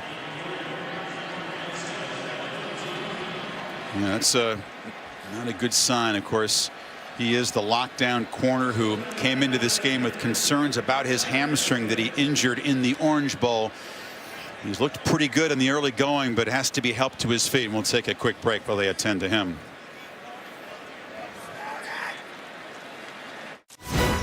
Keep an eye on the left leg of Alexander as he tackles Derrick Henry here. Coming on a blitz, the left leg goes in right there into Derrick Henry. He's on the sideline being worked on. Remember, it was his right hamstring that was talked about before the game. People wondering whether or not he'd be able to play. He's been playing the whole game, and good to see him on his feet. Adrian Baker-Kirk, the sophomore from Hallandale, Florida, in to spell the lockdown corner. 2nd and 7. Henry has to bounce off initial traffic, but bounces well and spins out across the 20, right at the marker, and they will spot it. Boy, Clemson does an outstanding job with a true freshman there. Wilkins getting penetration. I was surprised to see Derrick Henry get out of there. There was such a push from Clemson, but he's able to get through that initial surge and bounce off of it and then pick up those yards and almost came over the first down. Goes over 100 yards, the 10th 100-yard rushing game this season. I don't know why the hesitation to measure this. It's right where the chain is at the 20-yard line. The ball was spotted short of the line of the gain. It is 3rd down. Okay, let's take another look at the spot. The ball on the sideline where he was tackled is not placed the same spot that the ball on the hash mark is. So they've ruled it's 3rd down. Saban doesn't necessarily agree with that. No, they might want to take a look at that. That was a strange spot. Bill Richardson is the replay official in his Pac-12 crew. But they seem satisfied with the spot, and it will be 3rd down. Please correct the clock to read 7:02. 7:02 on the game clock. I'm going to add 9 seconds back to the game clock. It seems likely that they're not under center, so it's going to be Henry here, wouldn't you say? Oh, yeah. Yeah, predictable, but very, very difficult to defend as he hammers for a first down. To Heather Cox. Well, Chris, an update on Mackenzie Alexander. As you mentioned, he was battling that right hamstring coming in. It is now a left hamstring injury. They have put ice on it and wrapped it. He is visibly in a lot of pain, very frustrated, was slamming his fist into the table. At this point, we don't know whether or not he can return, Chris. Has not been beaten for a touchdown since early in his freshman year. Henry spins, picks up about 5 on first down. He is one of those guys who just takes away the opponent's best receiver. It's a big deal to lose him and to lose his ability to cover. Alabama continuing to work Derrick Henry, continuing to pick up good positive yards on 1st and 10. But that, if he's out for the game, that's a big hit for Clemson. Remember last week against Oklahoma, they lost Shaq Lawson, and they were able to fight their way through it. The grimace says a lot, doesn't it? You fake it to Henry. Coker chased and hit. Dropped by Shaq Lawson, the other defensive star who's trying to play through pain tonight. He's had a big first half. The thing that hurts Jake Coker is if he doesn't get the ball out fast, he has a tendency to hold the ball and wait and wait and wait. And that's a coverage sack. Shaq Lawson gets home, but it's great coverage downfield. And Jake Coker, that was a problem he had early in the year. He's got to either take off, find his check down, or get rid of the football. He can't take sacks. Tigers rush 5 on 3rd and 10, and Coker is flushed again. He's a deceptive runner, breaks the tackle, shows the toughness, but is stopped 2 yards short of the first down by Goodson. A good job by the Clemson defense on second down to have great coverage downfield. Coker holds the ball. Shaq Lawson comes up with a sack. Then that puts Alabama in that area that they've struggled all year, where Coker does not like a lot of quarterbacks, but especially this Bama offense. They are not a very effective offense when they get to that 3rd and 6 and longer position. And that time Clemson give them a huge assist there to get that football back to Deshaun Watson. Tigers with 3 first-half sacks. Tide only gave up 20 all season. So again, to Scott's J.K. to Artavis, and the sophomore booms this one way up. And Artavis again has to backpedal inside the 20 for the fair catch. 52 yards on the punt.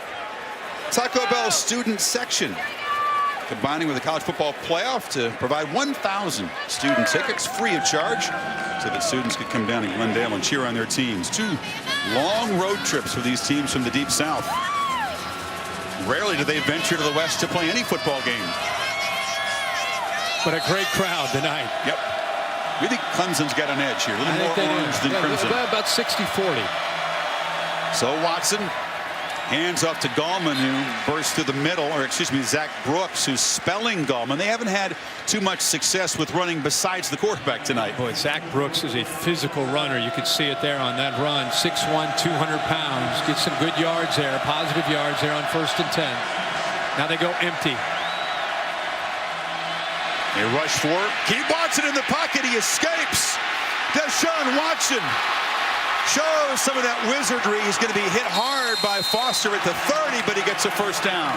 You think Nick Saban and Kirby Smart practiced this? They rushed with 4. They've got him right there. They've got him right where they want him, but he's able to wiggle away, shows you some strength, and then he gets into the open field and picks up the first down. It's just hard to emulate that in practice, trying to get ready for Deshaun Watson. He spun away from an athletic pass rusher in Ryan Anderson.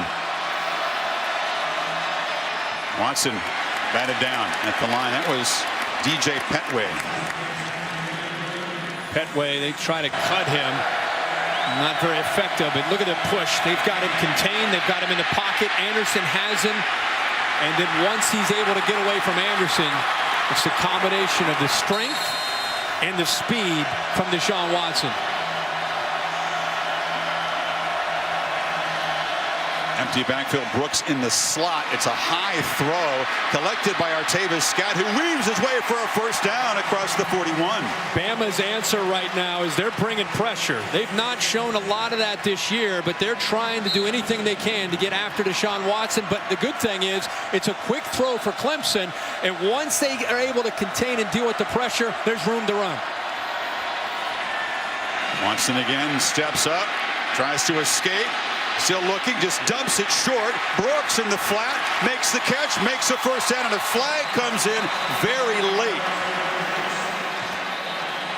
It was well away from the play. It looked like a man who was downfield by about 5 or 6 yards. They might have their eye on Joe Gore, the right tackle. So one thing when a quarterback creates, it's tough on those linemen to not get downfield.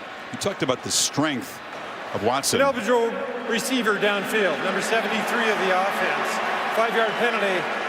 Second down will be repeated. And strength is something that Eric Stryker, who played him in the Orange Bowl, said he didn't really figure that Deshaun Watson would show that kind of strength. He had to show some hand strength to not fumble the ball on that play. Almost lost it. He sure did. And he is creating like crazy tonight. Urban Meyer said earlier tonight on our pregame show on game day, he said, you know, the quarterback's ability to create the plays that aren't necessarily drawn up will be big. Same with Brian Kelly and Hugh Freeze. It's 1st and 16 after the penalty. They flip it to Gallman, and Foster flies in there and knocks him down for a loss. Just a great job by Reuben Foster, the junior. Reggie Ragland patrols the middle. They get Reuben Foster's athletic ability to the outside, and boy, that time they took that run completely away from Wayne Gallman. Great speed onto the edge. It's the first time they've made a tackle behind the line tonight. Sets up 2nd and 20. Gallman on a delay and another loss. Deshaun Hand, part of that deep group, the defensive lineman on the stop. this is just a matter of being prepared. You know, 2nd and 20, screen or draw is probably going to be the call. The defense, look at them. They have 5 or 6 white jerseys, either waiting for Deshaun Watson to run on the draw or a handoff to Gallman. So the Tigers moving backwards. 3rd and 23. Watson escapes again briefly, but is dropped at the 30. Rashaan Evans, and these are reserves for Bama making plays. You're killing the drive. They get you to 3rd down, and Evans and Williams come in. Nick Saban loves to use them with speed off the edge, and this was 3rd and forever. See him off to the right there. I think he felt that Gallman was going to be able to sustain that block. Watson having a conversation with the officials and a slow walk to the sideline. But with tempo from the Tigers, Kirk, the depth of this Alabama defense is coming to the forefront. As you take another look at the hit there, it was Evans on the knee of Watson. Yeah. A big hit there, and it looks like a right hip. Boom, contact right there on the hip. You know, you always think about Clemson's offense wearing down the opponent because of the tempo and the amount of plays.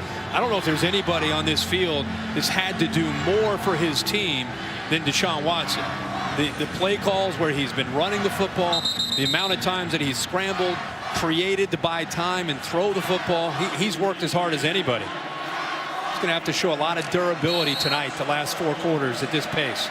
He's run it 9 times for 45 yards, 9 for 15, 122 yards passing, and the 2 touchdowns to Renfro and the interception that set up Alabama's tying touchdown. Teasdale just 1 step and a low boot along the sidelines as they try to keep it away from Cyrus Jones, and he does roll out of bounds. Well, Saturday night, January 23rd, the premiere of NBA Saturday Primetime on ABC, presented by La Quinta. LeBron is your guy, and the Eastern Conference leading Cavs take on the Bulls. NBA Countdown at 8 o'clock, Cavs Bulls at 8:30 on ABC. Also streaming live on the Watch ESPN app. Watson seems to be okay. Tough guy. For sure. Provides such leadership for this team. Only a true sophomore. So now Alabama with 1:45, but they had to burn those timeouts, so they don't have any to work with here. If Coker tries to get the lead, he's hesitating, dropped in the pocket. All the protection is breaking down big time now. And again, the coverage took away his primary. Lane Kiffin rolling the dice without the timeouts. Remember, Jake Coker's not had a great first half. He's been doing a lot of this, hesitant, holding the ball, confused, surprised that they were willing to maybe take a chance deep in their own territory this late in the first half without any timeouts. At this point, they've got to just work the clock and get out of here. Got a big problem blocking Kevin Dodd right now, don't they? Sure do. I wondered if maybe Sweeney might use one of his 3 timeouts to perhaps try to get the ball back. Not so far. As the Tide being very patient now after that first down loss. This is Henry for a short gain.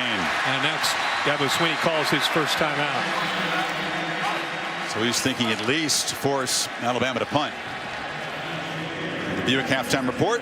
Reese Davis, Desmond Howard, Urban Meyer coming up. Interested to get their thoughts as we reach the final minute of a first half that got off to a very frantic start. It was Derrick Henry with the bolt for the touchdown.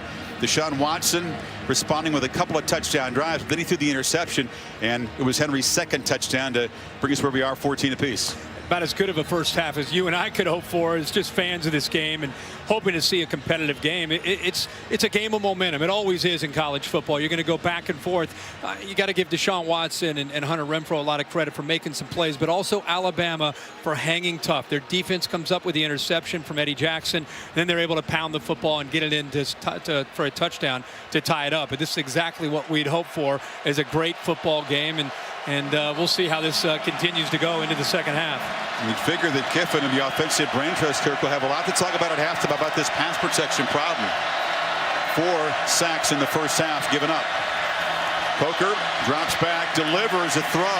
Ridley juggles it, retreats, gets a block on the edge, and runs a long way to come up short of a first down. Here's the problem on 3rd and 18. a young freshman trying to make plays like that. Ben Boulware now is down. He goes out of bounds. He stops the clock. Clemson saves another timeout. Boulware is down at the 7-yard line. He was one of the guys trying to chase down the speedy Ridley. But again, we've seen perhaps some big game freshman mistakes a little bit from Ridley. There's Mackenzie Alexander being walked off. Hate that for him, playing in a national championship. Ben Boulware was just chasing Ridley on that play and dove to make a play, and then O.J. Howard, who was trying to block him, just landed on top of him. But I'll go back to my point about Ridley, a freshman mistake, trying to make something happen on 3rd and forever, goes out of bounds. Yeah. Clemson saves now 2 timeouts for Deshaun Watson as they try to work to get into field goal range before the half. Artavis Scott standing at his 40 to receive J.K. Scott's punt.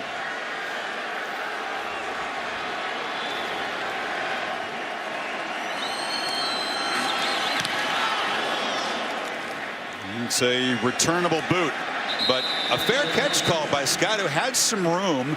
Backpedals to the 34. Look at the scoring plays tonight, Chris. It started with a big fella, a hole that just opened up. A touchdown for Derrick Henry to get off to a great start. But this is when things began to change. We started to see some great throws from Deshaun Watson on a wheel route to Hunter Renfrow. Again, the freshman walk-on receiver gets behind Minkah Fitzpatrick to make it 14-7.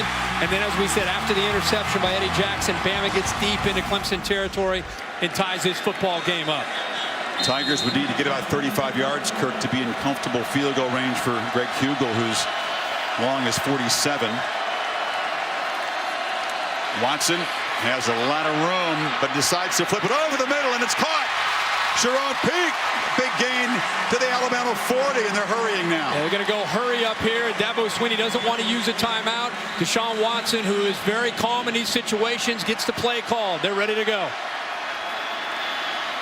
Watson flips it over the middle, and Brooks catches it and immediately takes a shot there from Foster. Now you got to call the timeout, obviously. Leaves them with 1 because of Ridley going out of bounds. They still have the 1 timeout. What a job there, Chris, on 1st and 10 by Deshaun Watson. Remember, we talked about how he scrambles. He's not always going to scramble to run.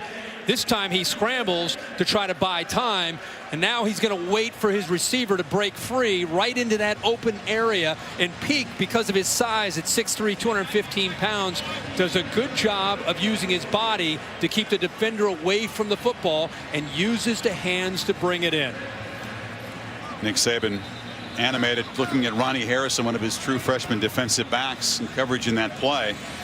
So Clemson has the timeout. They need to get about 7 or 8 yards closer to get in the range for Hugel in terms of his career long. His biggest fear, telling us, was when Watson scrambles, he says plaster. The defensive backs have to plaster the receivers. That time they did not. Empty backfield. Watson retreating, fires near side. Brooks is open. Stutter step. 1st down. That'll stop the clock momentarily. 12 seconds in the half. Tigers trying to spike the ball and save the timeout. And now timeout is called. Well, the clock's running. The clock did not. That's what he's trying to tell them. The clock was continuing to run on a 1st down. It was 12 seconds. Taking their 3rd and final timeout of the half. Boy. Please correct the game clock to read 9 seconds. Well, they add 3 seconds back. So 12 seconds when the 1st down yardage was gained. He's saying fire. That's their sign for fire the ball, kill the clock, kill the clock. For whatever reason, they kept moving the clock. They kept moving the game clock on a 1st down. There was 12 seconds. The game clock should have stopped. It's been eventful for Clemson at the end of first halves. Remember the brain cramp by Watson in the Florida State game when he clocked the ball against the Seminoles, cost them a chance, and then the interception that he threw, the bad decision against the Sooners in the end zone in the last game. That wasn't on him. No. Yeah. I'm not saying in this situation. Yeah. Remember that he's not going to take a chance here now. Out of timeouts, they send out Hugel from 44. He's been reliable. This for the lead.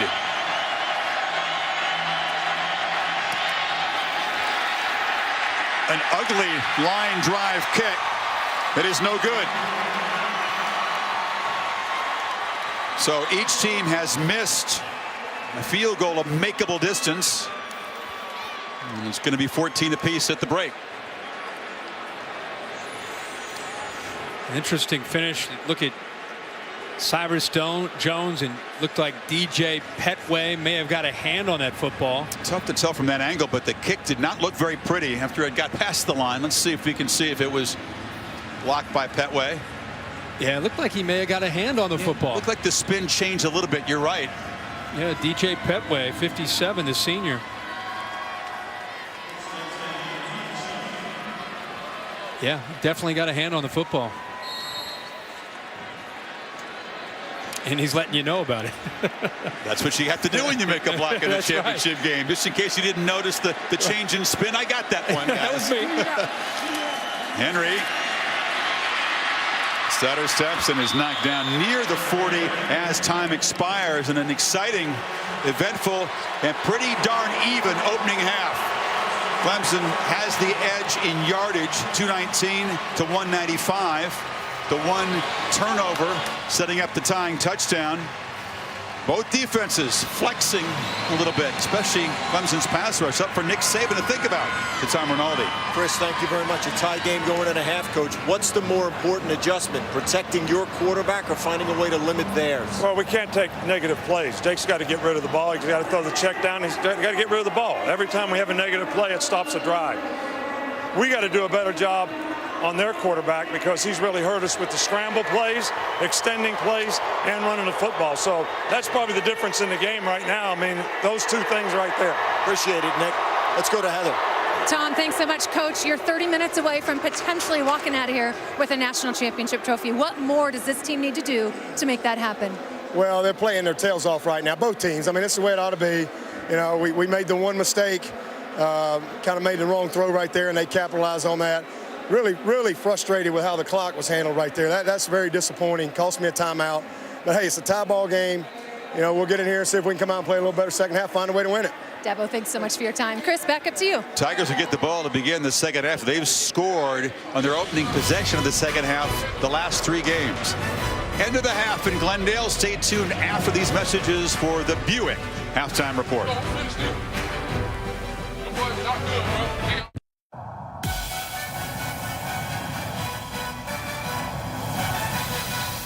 Welcome to the Buick Halftime Report. Halftime in Glendale, Arizona. Alabama and Clemson tied at 14 in the national championship game. Reese Davis, Desmond Howard, and Urban Meyer here. Urban, you talked about in the pregame extending plays by Deshaun Watson. 9 scramble plays. He's accounted for 6 first downs. He has been Clemson's offense. That's it, and that will not work in the second half. Both defensive lines, Alabama's, and give credit to Clemson's D-line too, but Alabama's defensive line's controlling this. The other ball carriers have 9 carries for 12 yards.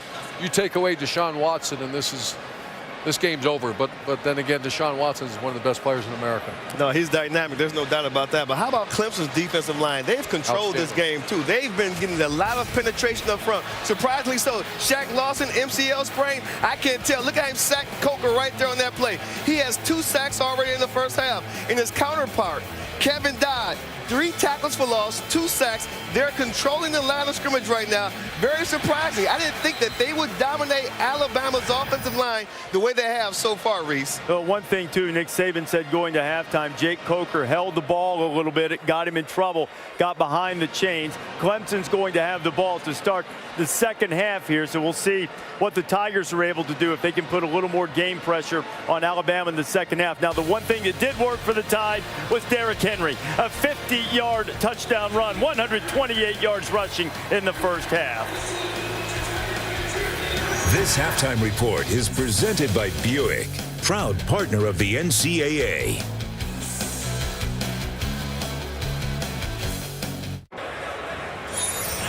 First half is just the way a championship game ought to be. Heavyweight battle. Everybody landing body blows. Derrick Henry scored a couple of touchdowns. Alabama and Clemson tied at 14. So as we Close in on the second half here. Clemson has a season high for a half of 4 sacks of Jake Coker. So how should Alabama adjust to protect their quarterback? Well, since the Tigers' defensive line is on fire right now in the first half, if I'm Lane Kiffin, the offensive coordinator of Alabama, I'm trying to go to my quick game. We got to figure a way out to slow down this Clemson defensive line. Screens, draws, and then mix in some mass protects. His number 1 receiver, Calvin Ridley, in the first half, 6 receptions, only 14 yards. A lot of underneath drag routes. We got to get shots down the field. If I'm Lane Kiffin, to Calvin Ridley deep. So I would mix in some mass protection passes too, Coach. Clemson's keys are someone other than Deshaun Watson's got to make a play. Yeah. He's got 200 yards offense, 9 carries by the other backs, a total of 12 yards. Someone else got to step up, and Dabo, with the way their defensive line's playing, Clemson could keep this close, and Deshaun Watson's good enough to win this darn thing at the end of the game. Okay, so now that Dabo Swinney's probably over what he thought was a clock mismanagement by the officials at the end of the half that cost him the last timeout, how would you attack this based on what you know of the Alabama defensive front against Clemson offensive front? How would you handle it? Well, we've been there. When it was 7-7 against Oklahoma in 08, and the defensive line was dominating. Spread the field, put it in your best player's hands, quarterback runs and quick throws, and don't even try the run game. Yeah, just let this thing ride. The only challenge to that is if their defense continues to play well, play a little closer to the vest, and get this thing to the fourth quarter right at the end, and then try to go make a play win. So he's got a decision to make. I'd spread the field and let this quarterback go win the game. Formation, huh? Straight empty formation, right? Empty and spread the field and let the quarterback go win the game. We'll get a chance to see it very shortly. Clemson will get the ball to start the second half. Third quarter from Glendale, not far away. This has been the Buick Halftime Report. This halftime report is presented by Buick, proud partner of the NCAA.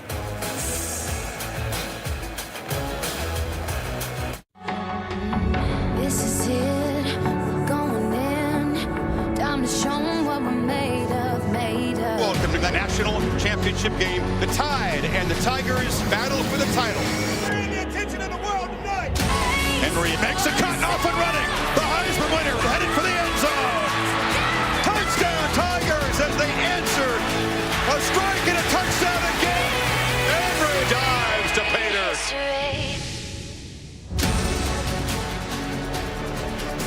Back and forth, an excellent first half of the college football playoff national championship game presented by AT&T. Each team with 2 touchdowns and a missed field goal. Dabo Swinney, Kirk, was hot at the end of the half, and we'll show you why. Zach Brooks made a catch which gained a first down.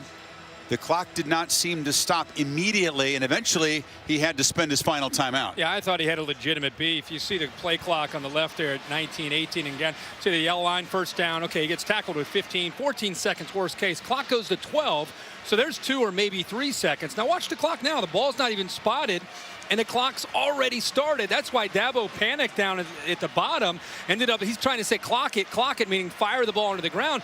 He sees the game clock's moving. He runs to the ref to call the timeout, and now he's frustrated. He ended up missing a chance at a shorter field goal, maybe a shot in the end zone, and they end up a longer kick. DJ Petway ends up blocking it. So I understand his frustration there walking off his sideline. Clemson to get the football, and they have been red hot at the beginning of the second half. In the last 3 ball games, they've scored each time, opening possession of the second half, all of them touchdowns. Scott fakes the reverse and gets a little crease in the return out across the 20-yard line as we check in with Heather Cox for an update from the Clemson side.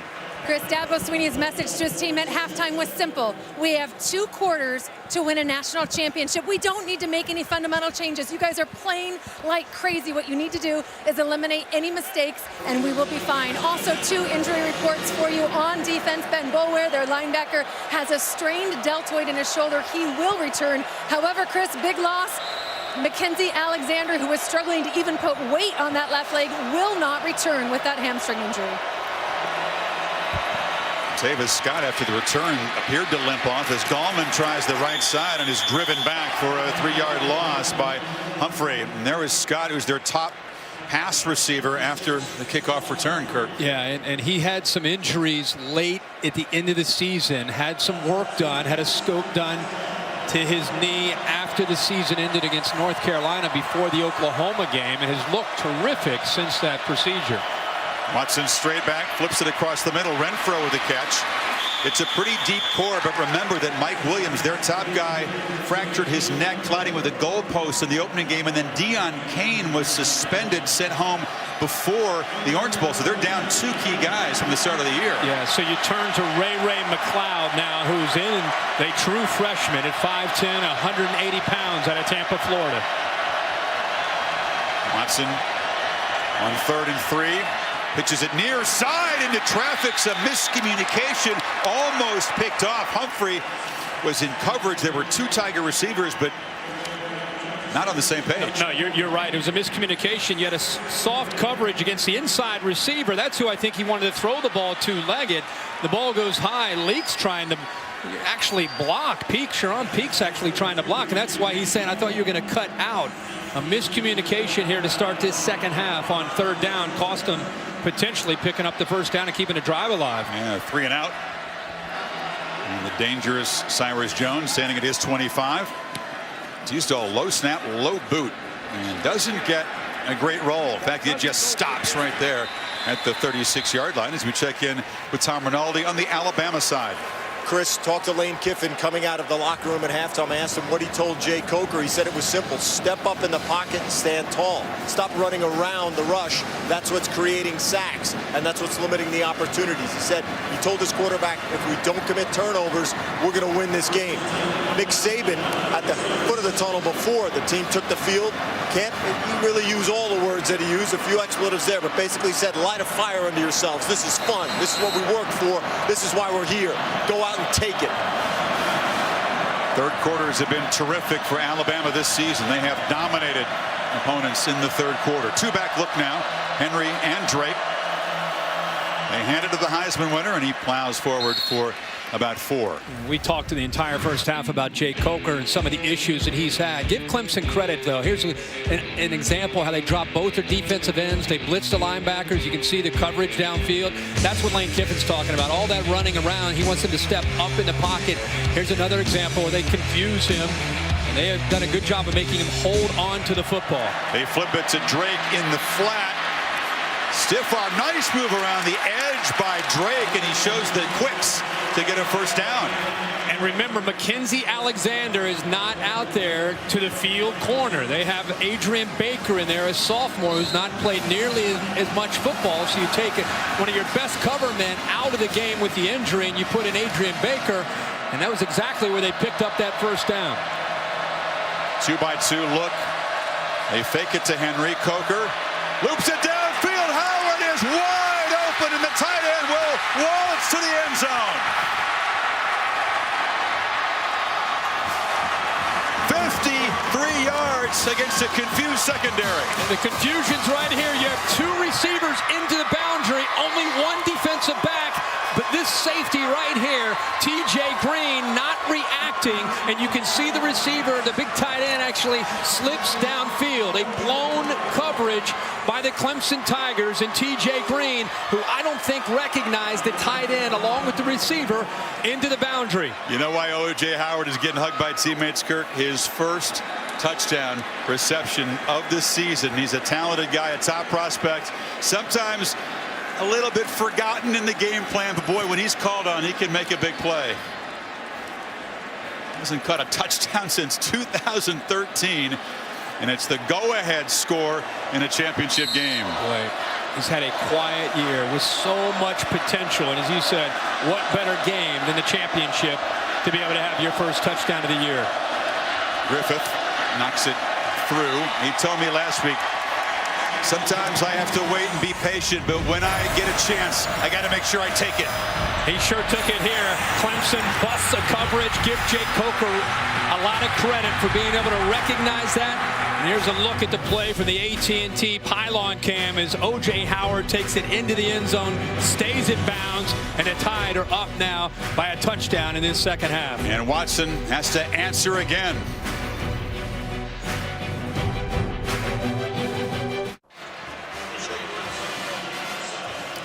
Another look at a tackle on Henry by Mackenzie Alexander that led to the injury that has knocked him out of the game, as Heather reported moments ago, helps back onto the field to try to be moral support for a secondary that just gave up a big touchdown play. Kickoff. And Scott, after hesitating, takes a knee. Should mention that was the side where Cordray Tankersley, the corner, lines up. It was not towards Adrian Baker, but we talked about TJ Green maybe being confused there. And Lane Kiffin, I think, knew it as soon as the ball was snapped. He knew he had exactly what he wanted. We'll see how Clemson responds to this. Kiffin has a habit of raising his arms, signaling a touchdown well before the ball is even thrown sometimes if he knows it's going to be a score. You're right. On that play, his hands went up in the air, and he was way down by where Howard caught the ball. And most kind of telling Coker, throw it over here. So the Tigers, who went 3 and out in their first possession of the half, go back to work, and the handoff to Scott, who seems to be okay. The receiver coming to take the handoff. That's good news for Clemson. They need some. Yeah, and that's a great pickup, because they're getting wide again. And now remember we talked at the beginning of the game, you got to run wide on Alabama with your speed. You got to try to wear down the Alabama front with tempo and with wide runs. Gallman, who looks quick as he did in the second half of Miami, bolts for a quick first down. I'm glad you brought that up, because he hit a different gear. We talked to him about that the other day. He feels, all the talk about Henry getting stronger for the Bama offense, he feels he gets just as strong in the second half. That time, penetration, he has to spin away just to fight back to the line of scrimmage. Ragland blew it up. So much talk about the Alabama defensive line. Truth be told, the true leader of this defense, the alpha, is Reggie Ragland there in the middle, number 19. Top tackler coming in by 33 tackles over the next guy in that Bama defense. They've always had great linebacker play over the years when they've won championships. Remember Roe McLean in 09, Dante Hightower in 11, C.J. Mosley in 12, and now in 15, Reggie Ragland. Made a smart choice to come back for his senior year, didn't he? Unanimous All-American. Now they flip it short to Brooks, who has a block and a crease. Zach Brooks still rumbling to the Alabama 40. They get Joe Gore, the right tackle, out in front to lead him. Watch him right here, lead to the outside. The big fella trying to, if anything, try to pick up a block, which he does on Minkah Fitzpatrick. He got 22 yards. Watson now, the keeper, as the Tigers employ their trademark tempo again. They are. It's like now they're not substituting. Peak, the receiver on the right, moving now over to the left. Still going tempo, not allowing Bama to substitute. From the pocket, a downfield shot. Renfro in a battle and a flag. Interfered with by Minkah Fitzpatrick. Again, it was freshman on freshman. The only difference is it's a freshman who's a 5-star can't-miss prospect and a walk-on who played option quarterback last year. Good point. Pass interference, number 29 of the defense, 15-yard penalty, automatic first down. Now the walk-on got the better of the 5-star guy there. And he has all night. I mean, that's been a matchup that we've seen Deshaun Watson be able to exploit. Once that ball's in the air, Minkah Fitzpatrick gets pretty physical with Renfro. The last thing he wants to do is give up another touchdown to Renfro. Ball near the 20. Watson still got it. Trying to escape. That time they close him down. Reggie Ragland forced him back to the inside where Deshaun Hand and the rest of the Crimson Tide defense was. That's what you need to do against Watson, is just do the best job that you can in corralling him, not allowing him to create on those pass plays. 11 rushes so far for the quarterback, 50 yards net.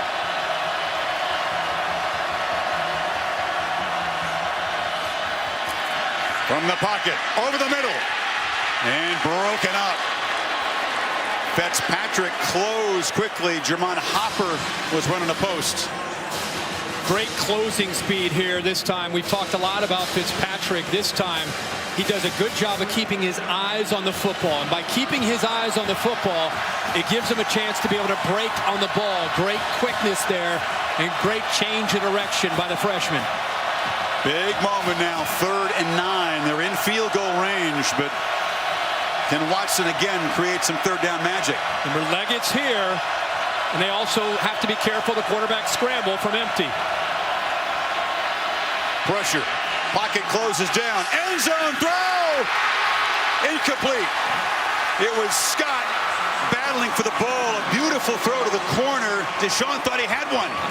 I don't know if he could have handed the football to Hopper any better than the way. Look at this throw right over top of Harrison, who, by the way, does a great job. Hopper has it until he comes down, but Ronnie Harrison, another true freshman, gets his hands in there, doesn't give up on the play, and rips it away at the last split second away from Hopper. That could be a 4-point play right there. The ex-high school quarterback making a huge play. And now it's Hugel, who had his opening attempt blocked as the Tide only had 10 men on the field, ran a man on late. And Hugel knocks it through from 37. So Clemson answers the touchdown with 3, and the Tide still up by 4.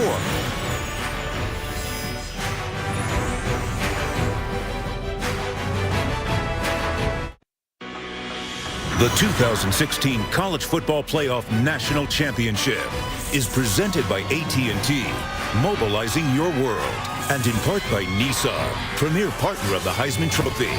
Taco Bell's Crunchwrap Sliders, 4 full-size flavors, just $1 each. And the Capital One Quicksilver Card. Earn unlimited 1.5% cash back. Every purchase, every day. Well, a battle for the national championship trophy. It is worthy of the occasion. Clemson moving 55 yards in a very quick 9 plays to create the 37-yard field goal to cut into Bama's lead. It's a terrific play by the true freshman Ronnie Harrison to deny the touchdown catch. Just absolutely tremendous effort there by the freshman.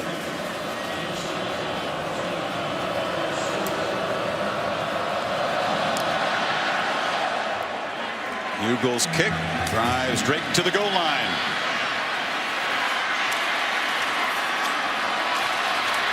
And a tough return to the 25. Another look at Harrison's great play. Yeah, let's take a look at this. This is tremendous effort by 15. Ronnie Harrison has his hands, and I think Hopper has it, and right there almost backhands it the last second. Here, take a look at this play from the AT&T pylon cam. The ball is caught, and then the backhand effort at the very end right there. That's a great look at it as they come right into your family room. Our pylon cam. I think Watson and Scott thought they had a touchdown there. Absolutely. So now Bama with that touchdown of the last possession. The great play call by Lane Kiffin. The execution by Coker to Howard. Trying to build on a 4-point lead. Coker under center. It's play action. Again, holding the ball too long, getting sacked by Kevin Dodd. Again, a flag comes in. Speaking of holding, Dominique Jackson doing everything he can to try to slow down Kevin Dodd, who's having a field day tonight. Holding, number 76 of the offense. The penalty is declined. 2nd down. Watch him come over in 76 to right tackle. 98 Dodd up at the top of the screen. Just uses tree. He's out even late off of the snap. But he's just getting around him with quickness. 6'5", 275, has been doing it all year. Well, everybody wants to talk about Shaq Lawson. It's been Dodd that's been just as effective, and I would argue that as a duo, bookends, they might be as good as you'll see in the entire country. You singled out Jackson. He's a good run blocker, but he struggles in that kind of pass protection in space, doesn't he? Henry, short gain. See, it's easy to look at 3rd down and long and say, boy, it's been a problem for Alabama all year. But tonight, what's hurt them is 1st and 10. They have struggled on 1st and 10, and it's put them in 2nd and long and 3rd and long. That short run for Henry creates another record, a milestone, all-time rushing record. Led by Sean Alexander in 1 year as a full-time starter. He's gotten it. 15 needed on 3rd down, and Henry again. Another flag comes in as he's knocked down for a short gain. I think they got another hold here. Dominique Jackson, I think, again may get caught here, the right tackle. He's a guy, he was an offensive lineman in a wing T Holding, system. number 76 of the offense. This penalty is declined. 4th down. In high school and in junior college. This is kind of new for him. Yeah, I think Clemson was pretty confident in talking to their coaches about the matchup up in the trenches. You see him just working right here on the right side. Watch him just wraps up. I mean, that's arguably one of the best tackles of the night by Alabama. he wrapped him up perfectly. The Tigers force a 3 and out.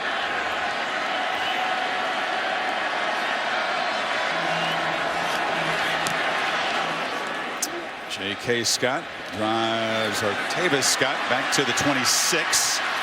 And he's fights hard out near the 40.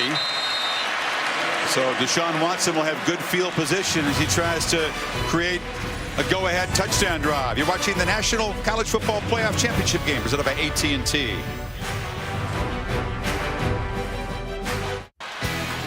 Well, the All-State bus reminder that the big winner is Heather Honeychuck. The second annual All-State It's Good sweepstakes is part of the package. Heather takes home $100,000 from All-State and a trip to New Orleans for the 2016 All-State Sugar Bowl. And we'll come out here to watch the championship game as well. So Clemson down by 4, takes over at the 40 after an important stop from their defense. Watson keeping it all the way as a blocker. Gets the edge. Deshaun Watson off and galloping to the 40 of the Tide, driven out by Cyrus Jones. That's a zone read. They read the defensive end that time. Petway, who came down. Great read by Watson to keep the football. And then there's a lot of room around that edge to pick up yards. And with his speed, we can see what he can do. That's their best part of running the football tonight is Deshaun Watson on that zone read. Watson hit as he throws, and another diving catch made. Leggett's had a couple of great catches as Watson got hammered hard. Well, Petway shot through the gap. The true freshman on the left side, Mitch Wyatt. Watch him at the top. Petway gets inside of him, and now he lowers the boom right there on Deshaun Watson. Lucky to get that ball off, and also lucky to get up from that hit from Petway. Third catch from Leggett.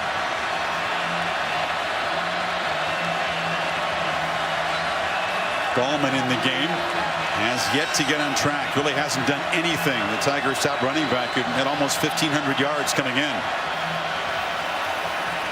Watson again pressured, throws to the end zone. Renfro tried to make the hat trick touchdown catch, could not come up with it. Fitzpatrick again in coverage, and McLeod, another receiver, was in the area. Well, he knew that he had to throw this football with quite a bit of velocity. They had a safety in the middle of the field who's coming over to get involved, but it's that matchup again. Renfro against Fitzpatrick. The ball is thrown away from Eddie Jackson to not give him a chance to come over on the ball. And because of that, it went too far behind the freshman receiver. What a terrific battle between those two freshmen. As you said, the 5-star corner and the ex-walk-on receiver. And a false start. False start, number 34 of the offense. 5-yard penalty, 2nd down. It's on McLeod. Well, it's only 5 yards, Kirk. But when you're down here in potential scoring position, it stings. In this kind of game, that's huge.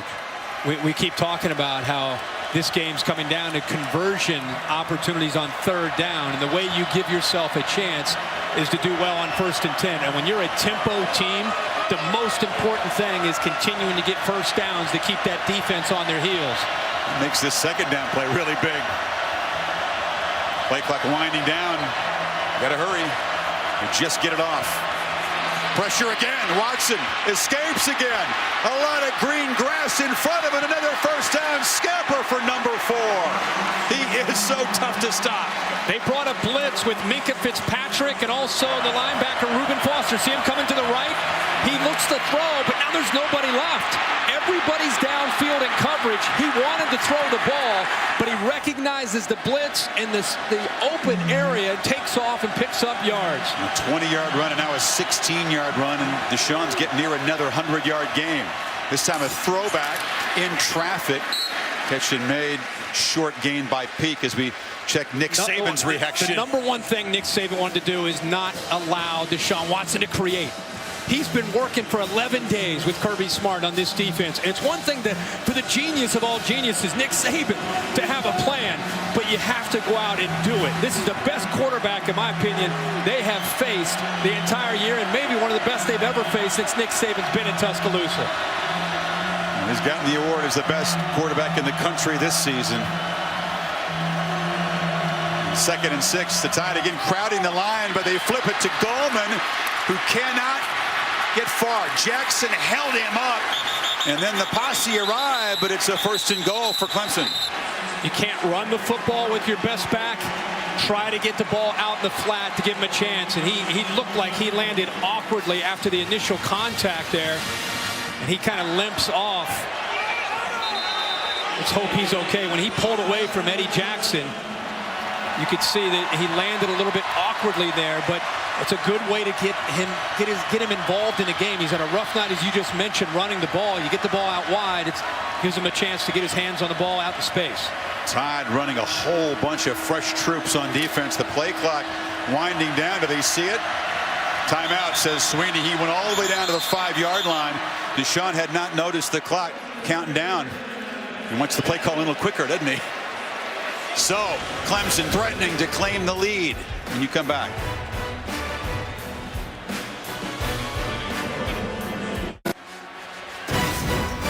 Wayne Gallman, Kirk, had his leg looked at by the trainer after this awkward landing right there on the tackle from Jackson.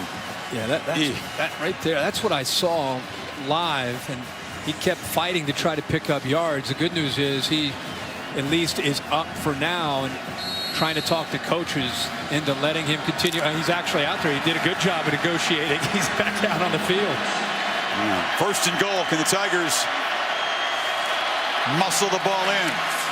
Watson on the edge, takes a big shot, knocked down at the 2 by Ragland. The Bama defense has only given up 6 rushing touchdowns all season. Surprised that Alabama attacked and squeezed in on the running back Gallman and gave Deshaun Watson a chance around the corner. You'd think it'd be tough sledding in between the tackles, and you would think they'd want to run Deshaun Watson wide.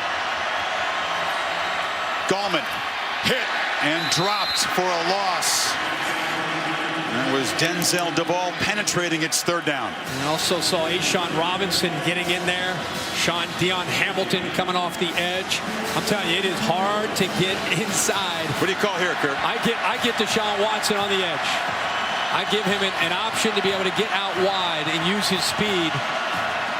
It's tough to run between the tackles. Now they've got a power look. I formation. Couple of tight ends. And a handoff to Gallman, who smashes straight ahead and scores. Tigers go strength on strength and take the lead. Very, very impressive by that Clemson offensive line. 5 new starters. The continuity is as strong as any unit on this offense. And Dabo Swinney, Jeff Scott, and Tony Elliott, at a crucial moment in the game, they go behind that offensive line against the strength of Bama, the defensive line. A minute ago he was limping, and then he scores, now he's dancing. Wayne Gallman, one of many tough customers on this Clemson roster. Good look, making sure that he broke the plane. Yeah, it looks pretty clear. Yeah, I'll tell you, there was a heck of a block by a freshman, Garrett Williams, the fullback. You don't see a lot of fullback play out of Clemson, but Garrett Williams gave Reggie Ragland all he could handle as those two collided right at the hole, and number 44 in orange pushed Reggie Ragland backwards. It's a touchdown that gives the Tigers the lead as Hugo converts, but also makes a statement to that Alabama defense. We're going to come right at you. Gallman is trotting off after scoring the go-ahead touchdown, which capped a 9-play, 60-yard touchdown drive. Yeah, this is a critical moment in this game, and I'm very, very impressed with what Clemson can do here. Keep an eye on the fullback as he leads, and watch the block on Reggie Ragland, 19, right in the middle. Boom! How about that contact? And the way he took that veteran and pushed him back. Here's another good look at the collision. That's a crucial block, because if Ragland pushes Williams back into the backfield, the rest of the Alabama defense is probably there and able to keep him out of the end zone. Freshman from Orlando, Williams not called on to do all that much, but a big play in a big moment. And Dabo says, yeah, you point right at him. That's power football. It's great to see. Fullbacks don't get a lot of chances in this offense. And remember Dabo Sweeney saying, big part of this game is stick around, get to the third and fourth quarter. We get to that fourth quarter and we have the lead, or we get to that fourth quarter and we're in striking distance. We feel like we own the fourth quarter. We hear about Alabama and Scott Cochran, their strength and conditioning coach, about the fourth quarter, but Clemson feels like if they can get you into the fourth quarter, they can win the game. Hugo boots it to Drake. Nowhere to run. You make a great point. These are two teams that really feel like they own the final 15 minutes. All-State celebrating its 11th year, sponsoring the Good Hands Field Goal Nets, making contributions to general scholarship funds for each field goal and extra point kicked, contributing millions so far in scholarship funds. Clemson, when they've had the lead going to the fourth quarter, has won 51 in a row. Think about that. It's going back 5 years. That's crazy. But this year, they've had to hang on, Kirk. They've actually been outscored in the fourth quarter, yet somehow been able to protect that streak. And with 4:42 to go here in the third quarter, all of a sudden Death Valley starting to feel like it's alive here in the desert. Clemson faithful making a whole lot of noise as the Heisman winner is knocked down by Goodson after a short gain. Remember, a theme that's been developing here is when Coker drops back to throw, Dominique Jackson and Taylor on the right side have really struggled to slow down the pass rush of Kevin Dodd.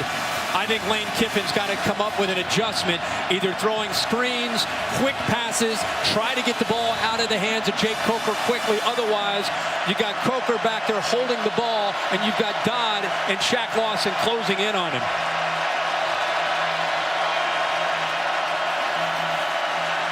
They move the pocket, and Howard is wide open again. The tight end rumbling across the 35. Made a couple of big plays tonight. Boy, what a call to be able to get Kevin Dodd, who's had a big night, collapsing down. They go naked around him. He's collapsed so much and had so much success. Instead, they work around him. Misdirection against an aggressive defense. Great call again by Lane Kiffin. Coker again having an efficient night. 12 of 16 for 158 and a touchdown. Henry just nowhere to run. The middle is completely clogged up by orange jerseys. I think we need to talk a little bit about Brent Venables, the defensive coordinator from Clemson. What a great job that he has done this year. He lost 9 starters off of this defense, including his entire front 7. He had to play some young people early. Christian Wilkins, DJ Reader wasn't even involved until about week 8 or week 9, and they have not missed a beat in 2015. Doing a good job of disguising and mixing up the looks tonight. Coker rolls and delivers a low throw. It's been a very quiet night for Ardarius Stewart. And that's incomplete. Yeah, ball slipped right through his hands. It was a low throw, but a catchable ball. Stewart has had a quiet game. Here's a guy who's been on a tear. He's been making huge catches down the stretch. Big SEC games for Alabama, but shut out tonight. It's the 7th time tonight that Alabama has had 3rd and 9 or longer. And they've only converted one of them. Here comes the pressure. Coker gets protection, delivers, and is off the hands of Mullaney. The normally reliable receiver would have had first down yardage. Blanks in the coverage. But great job by the offensive line. Watch him drop a little bit to his left away from Dodd. Kind of a soft roll. A great job of throwing the football. This ball's thrown with a lot of velocity. Mullaney usually sure-handed, especially on 3rd down. Just could not hold on to the football as Travis Blanks was in coverage there. So Stewart and Mullaney with drops. And Scott a low punt. Artavis Scott came up to field it, pinballing around a couple of huge shots that he takes. Knocked down at the 38. How great is this to see two teams playing with all of their heart? I mean, these guys want a championship. You know what I mean? This is amazing. They are showing it. Nice night for flying. Goodyear providing our aerial coverage. Everything Goodyear has learned. Making tires that go the distance inspires, but they roll into yours. Goodyear, more driven. Really, you'd expect nothing less from these two teams who have been the best this season. I just love to see you get into the second half, close to the fourth quarter. The game could go either way, and they're fighting with everything they got to win this game. With Gallman getting looked at, it's Brooks in the backfield, but they flip it to McLeod, the receiver, who reverses direction and is driven out by Fitzpatrick after a gain of about 4. A little bit of a wrinkle there from Clemson with essentially 2 running backs in the backfield. You've seen so much of the one-back look, whether it's been Gallman or Brooks. That time having McCullough back there, or McLeod rather. Watson rolls, and Renfro was wide open. Fitzpatrick slipped that time. Well, this has been a tough matchup, and a matchup that Clemson's been able to take advantage of. Yeah, Fitzpatrick goes down, loses his footing because of the move. The offensive coaches from Clemson, we tell you, the guy with the quickest change of direction, Deshaun Watson wants that one back, is Renfro, the walk-on freshman. Tigers need 6 on 3rd down. Brooks in the slot, 5-receiver look. Chris, here's Renfro right here. Watson looks middle, complete. Goes to the other reliable target, big Jordan Leggett, the junior tight end, and they move the chains. Well, by going empty, they spread the defense out. They get outside leverage, which opens it up pretty easy for Jordan Leggett. And you're right, tonight he's either looking at Leggett or Renfro on those 3rd and mediums. Watson to Scott, and a short gain on the far side. Every time they convert one of those 3rd downs, you can just see a little deflation in an Alabama defense. I'll tell you the difference between last game against Michigan State and Connor Cook and what you're seeing tonight is the tempo, and a quarterback that can run and throw has Alabama. They're not the aggressor. They're on their heels. They're not pinning their ears back, dictating things. Things are being dictated to them. Watson rolls, wants to throw back. So look downfield, and again tries to find Brooks. Foster, the linebacker, was tracking him closely. It's 3rd and 8. I don't know if Brooks slowed down on that route or not, but good coverage downfield that time. They tried to get Reuben Foster out of position. Wayne Gallman is saying, this is a national championship, guys. I've got to do anything and everything I need to do to get back out on that field. Now, what does Kirby Smart in his final game as Bama defensive coordinator, what does he call here on this 3rd down play from his side? But they try to bring pressure. Now they rush 4. Watson still got it, pressured, escapes again.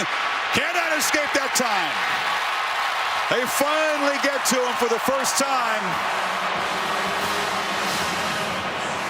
Chris, they actually spy this time with Rashaan Evans right over the right guard right here. Watch him. Keep an eye on him and see what he does. See how he just sits in the middle, takes away that running lane, forces him wide, and now he's able to chase him down and use the speed of Alabama. Nice adjustment with the spy from Kirby Smart and Nick Saban, taking away the ability of Deshaun Watson stepping into the pocket and looking for that 1st down. First sack of the season for Evans, so a little wrinkle there from Smart as they do change the philosophy on 3rd down. Here's a good punt. Teasdale and a nice roll. It gets away from Cyrus Jones, who couldn't field it, and it rolls dead at the 5.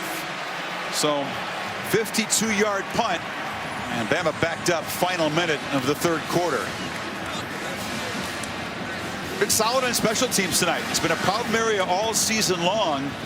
But there's a nice punt. Let's take a look again at the AT&T pylon cam.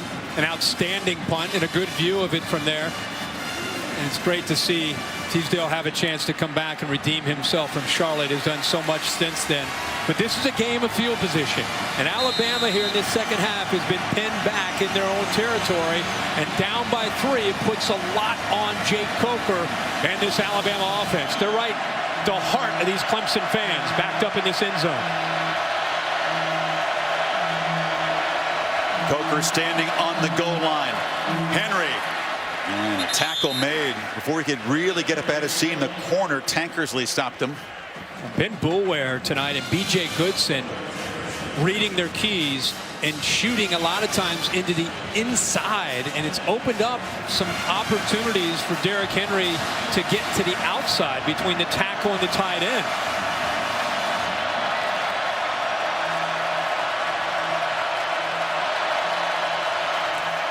Henry again, tough sledding inside against the Tigers. It will be third down as the third quarter comes to an end.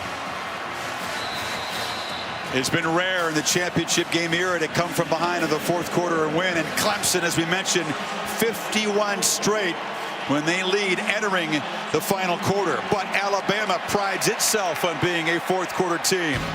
Who's going to win this test of wills for the championship? You're watching the playoff national championship game presented by AT&T. Final quarter coming up. The college football playoff national championship game presented by AT&T. Clemson to reclaiming the lead, the third lead change of this championship game, and Saban and Lane Kiffin facing a decision here on third down. Do they give it to Derrick Henry, who's been pretty contained here in the second half, and Watson getting that right calf worked on by trainers. Coker in the pocket. Delivers for Ridley, but it's off target, incomplete, and Bama will have to punt. You can affect a quarterback when you don't even sack him. That time they affected him with Reeder and Bryant, and it forced him to throw the football and throw it a little bit beyond the outreaching arms there of Ridley. That was pressure that time from his left. Austin Bryant, the freshman, did a nice job of getting in there. And again, with Alexander out, that was Tankersley, who was giving actually Ridley a cushion there, but Coker couldn't find him. So Scott backed up in his end zone. Clemson could have excellent field position to try to pad this three-point lead. Play clock down at 2. Scott gets away a decent punt and a fair catch made right at the 50-yard line. Nick Saban knows that a chance for a pitch and catch first down slipped away there, and now his defense, so stout all year, have to come up with a big stop.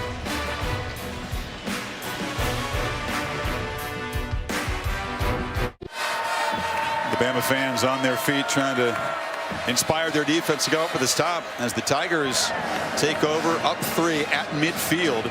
Since Bama scored a touchdown to take the lead, Kirk, 3 empty possessions, totaling 26 yards with 3 punts. They've had poor field position, but the Tigers defense has done a great job. Manny Teasdale, the punter, pinning Alabama back, also nice job. Now they've got great field position. See if they capitalize. 2-back look with Scott, the receiver, in there, getting the handoff. Gallman, the lead blocker, and that's a little wrinkle in a 10-yard gain. It's helping them get to the edge. They pick up a nice block by the receiver Renfro on Minkah Fitzpatrick, and now Gallman in there as a blocker, leading the way, doing a nice job, picking up huge yards there on 1st and 10. Frustrating night for Gallman as a runner, but he always gives his all as a blocker, doesn't he?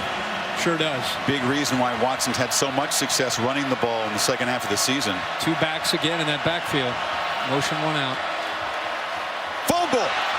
A poor exchange. It was Watson with a late attempted handoff to Gallman, and he has to jump on it with Petway right there.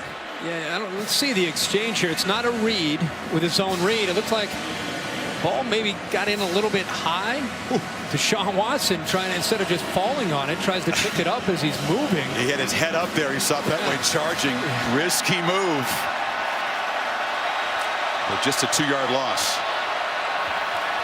Watson, brief hesitation, takes off and cannot escape. Gets back to the original line of scrimmage, or just beyond it. It'll be 3rd down. This is where you see some of the wear and tear of the 1st, 2nd, and 3rd quarter play calling typically start to take effect for Clemson's offense, where all that wide running, all the tempo, all the things they do try to wear down guys like Reggie Ragland in the past. And most of this year, that's really paid dividends for them in the 4th quarter.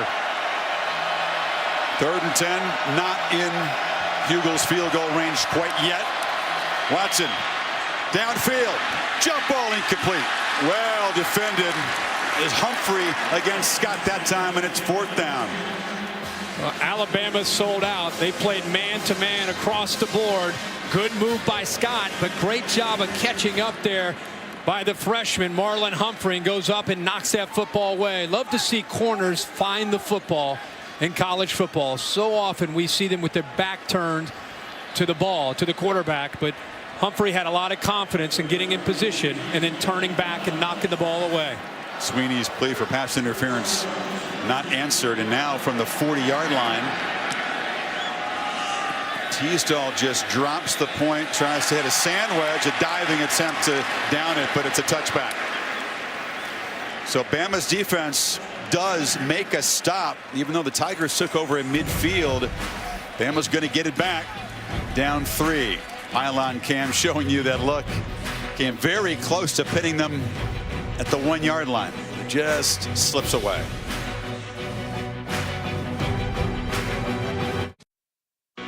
The 2016 College Football Playoff National Championship. Brought to you by the Ford F-150. Every other truck is history. Allstate, proud supporters of college football. Are you in good hands? DirecTV. Don't just watch TV. DirecTV. Call 1-800-DirecTV. And Chick-fil-A. We didn't invent the chicken, just the chicken sandwich. Tigers defense done a terrific job of limiting Henry in that 3rd quarter. Kirk didn't have a run longer than 5 yards. 7 for 21 yards. So many times in games, this is the quarter where he's begun to take over. They fake it to him there. Coker rolling out. Delivers a hard throw, and a catch made by Ardarius Stewart. Finally, he's on the board out to the 45. It's been a long time coming. Yeah, it's the first catch in the second half for any of their wide receivers. It's been a quiet second half, but a great play call by Lane Kiffin to get Jake Coker on the edge on 1st and 10, play action, and now they go tempo again. You feed Henry. And you got to take a hat off to Lawson, Reeder, Watkins, Dodd, and the backups in that Clemson defensive front. Yeah, they've done a great job up front. You know, you're seeing more tempo tonight from Alabama than you typically see. Lane Kiffin, and it worked actually in the last week with Chip Kelly. Chip Kelly visited Tuscaloosa. One of the things they talked about is what tempo can do to a Clemson defense, and you've seen a lot of evidence of that tempo tonight. Of course, they see it a lot in practice, but some teams have hurt the Tigers with some tempo. Stewart, drop for a loss, off the edge. Tankersley. But again, the middle was clogged. Tankersley comes in very, very fast. Right here, just attacks. By doing this, he beats Howard to the spot. And a lot of times, you'll see Brent Venables blitz to stop the run. It's not just about getting after Jake Coker.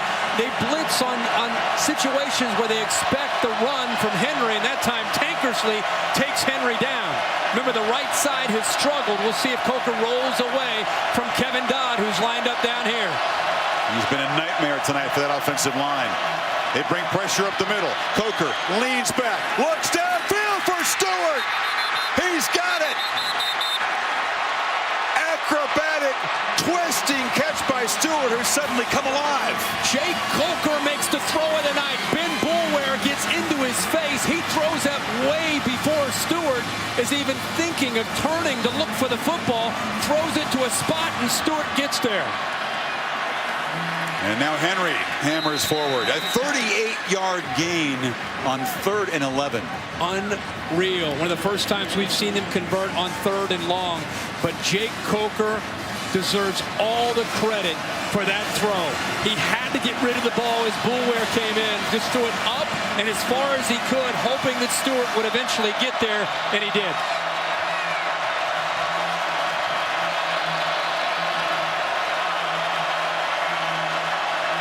Coker loops it for the end zone. Jump ball incomplete. Ridley well defended by Adrian Baker, one of the young guys who's got to step up. That's the matchup here in the second half with Mackenzie Alexander down. Baker stride for stride. He also tries to be able to get his head turned around. Baker with long arms 6 feet, 180 pounds. Little fistful of jersey there. Is that enough to warrant a flag in your view? I have to ask Dave Kataya, who's up here. He's giving us the maybe. And to me, he turned his head, and that's very, very important in a judgment of an official. On 3rd down and 8, Coker fires over the middle, trying to get the ball again to Stewart, but there were a few Tigers in the area, including T.J. Green, and it's 4th down. The other thing that's been tough on Coker is Michigan State played a ton of man-to-man. Florida plays a ton of man-to-man. It makes it easier for a quarterback to read. When you're a quarterback and you drop back and you see 7 or 8 orange jerseys dropping in different areas in zone, it makes it very hard for him to read, especially with the combination of that pass rush closing in on him. Adam Griffith missed wide right from 44 earlier. This from 33 for the tie.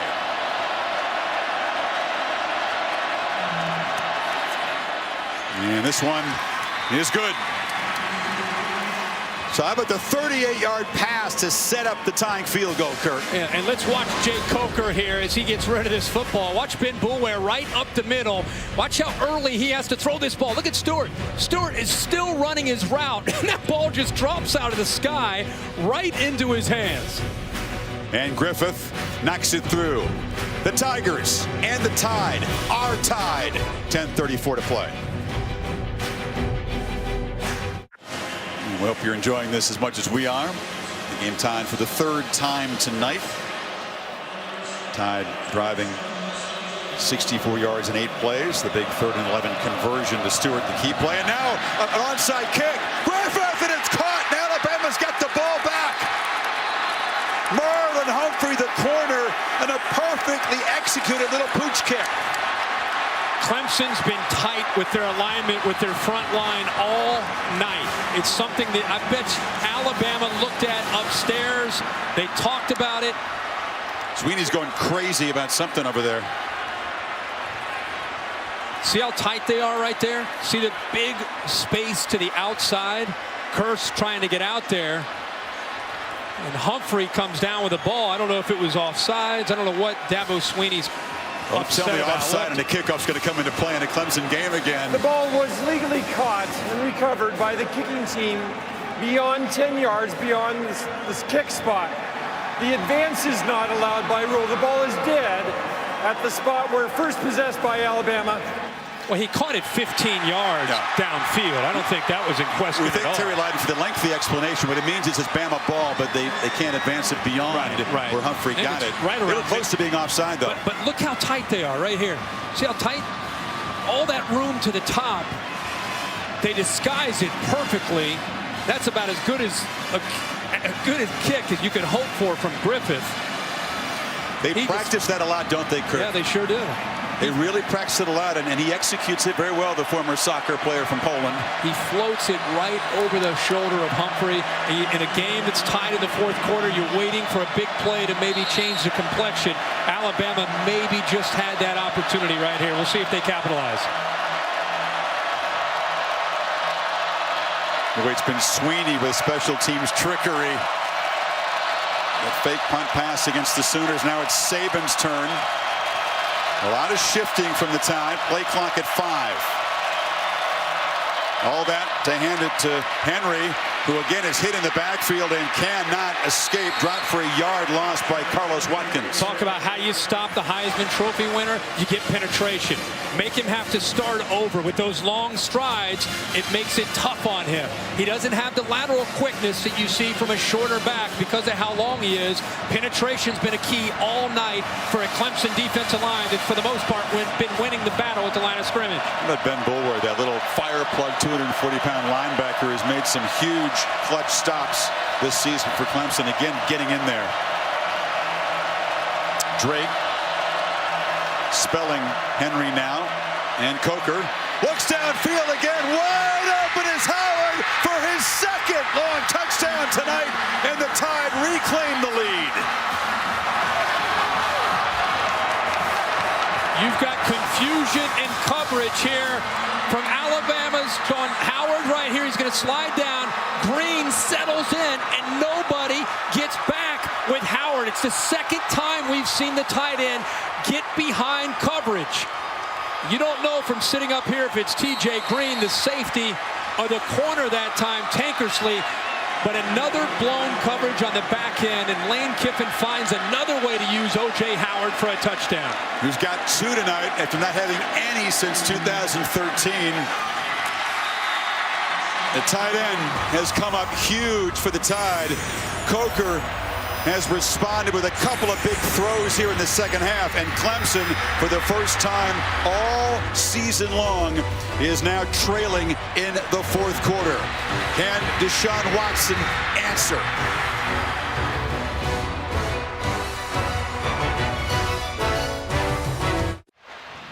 Now they're telling.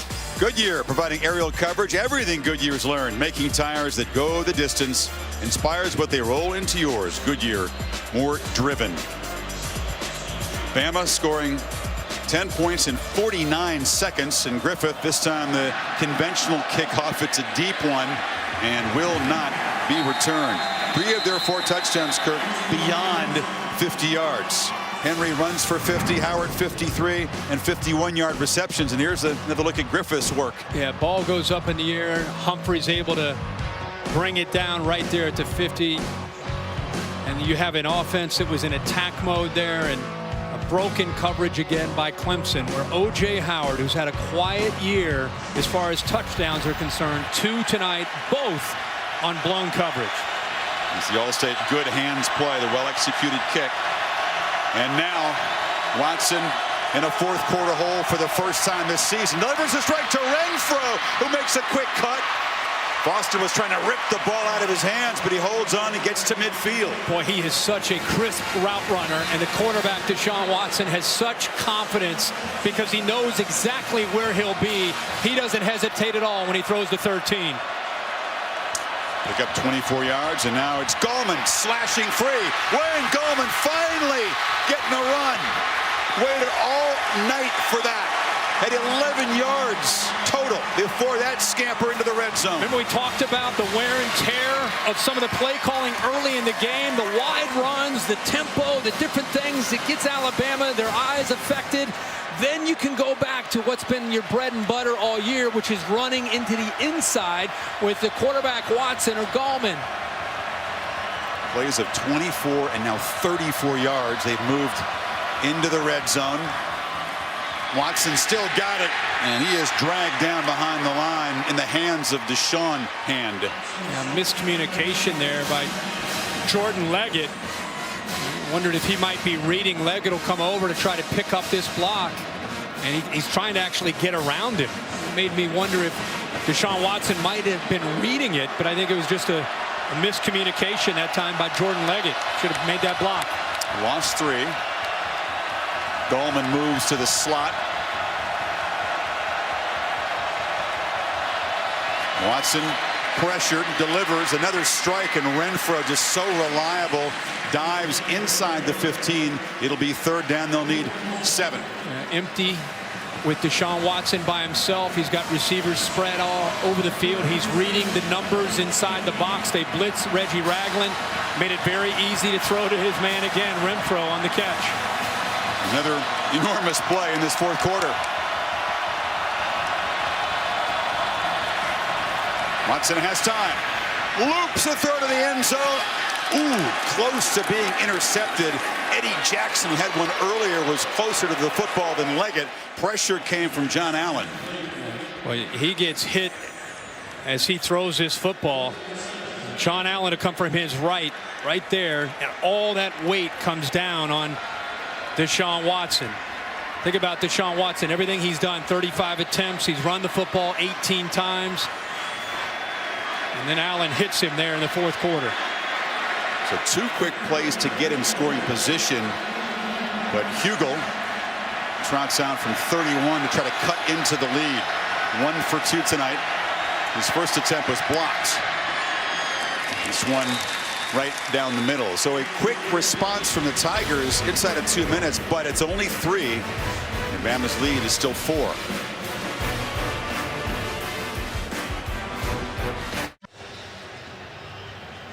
Deshaun Watson looked at again by the trainer.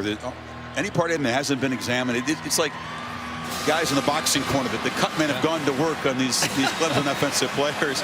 Especially Deshaun Watson, who is doing everything tonight, which we all predicted coming in. For Clemson to compete, for Clemson to win, Deshaun Watson was the key. And he's done everything up to this point to keep his team in the game.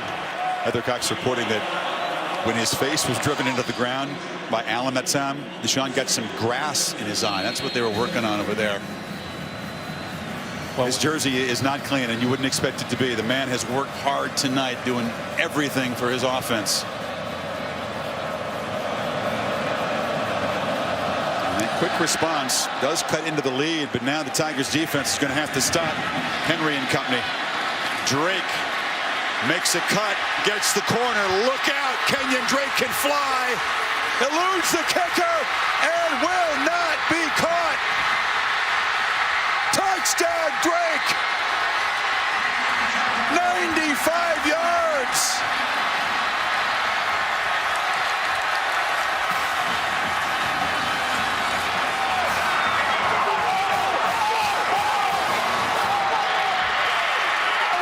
A 10th non-offensive touchdown this season for this team. And think of the injuries. Think of the career that Drake's had. A missed tackle there by Tankersley, and there's no way Curse can catch him. Or the kicker. The only guy that had a chance was T.J. Green at the end, 15. Drake sensed him and dove for the pylon to get it to the corner. Another look. He extends his arms. Just the fuel tank about empty. He's getting near that pylon and reaches for it and gets it. That's a touchdown. They're going to. I think they wanted to see the left foot, and it's in bounds. He definitely gets to the pylon. That's going to be a touchdown. This pylon cam. That's a great look. Boy, pylon cam's been getting a workout tonight. Kenyon Drake, you're right. The serious leg injury that ended his season against Ole Miss.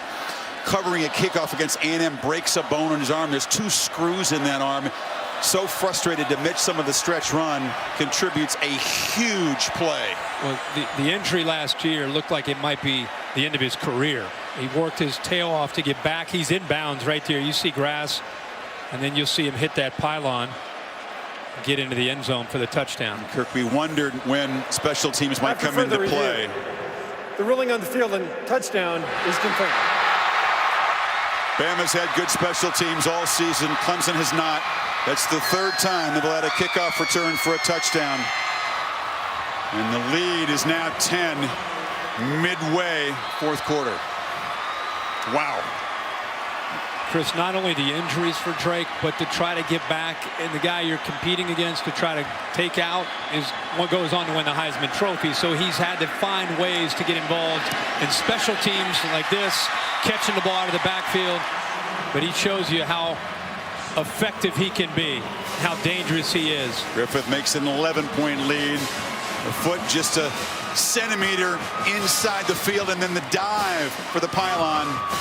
And the Tigers like to talk about bringing their own guts, being resilient. Will have to dig deeper than they have so far this season now. It's like, go, Coker. Or Coker saying, go, Drake. Look at the reaction.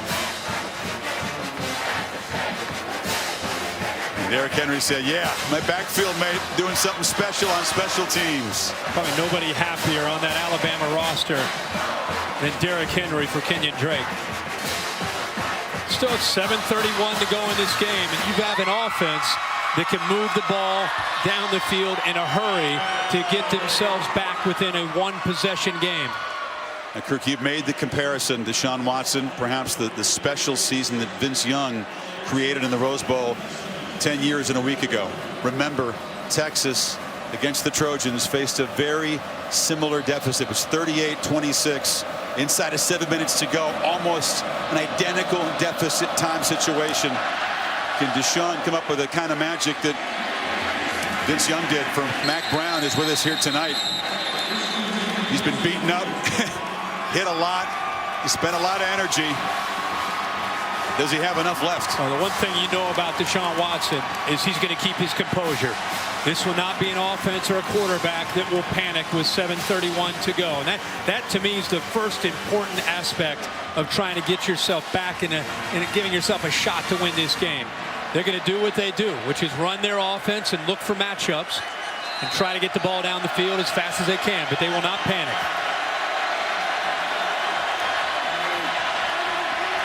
Watson. Hit. Ball comes out. It's no fumble. Ruled down before it came loose. Let's go to Heather Cox. Chris Dabo-Sweeney's message to his quarterback was relax. It is just football, which ties directly in to what he told his star quarterback before the game, which was you don't have to be different than you are. You've been preparing for this since 9th grade. Everyone's saying you have to be Vince Young for Clemson to win. Well, you don't. You just have to be Deshaun Watson. Watson from the pocket, flips it, and completion. Gallman's still going. There's no quit in anybody in an orange uniform. That's a first down. No, that effort got him that first down. There were 3 Alabama defenders trying to tackle him about a yard or 2 short of the first down. He keeps those knees working, and he picks up the first down. Inside of 7 minutes.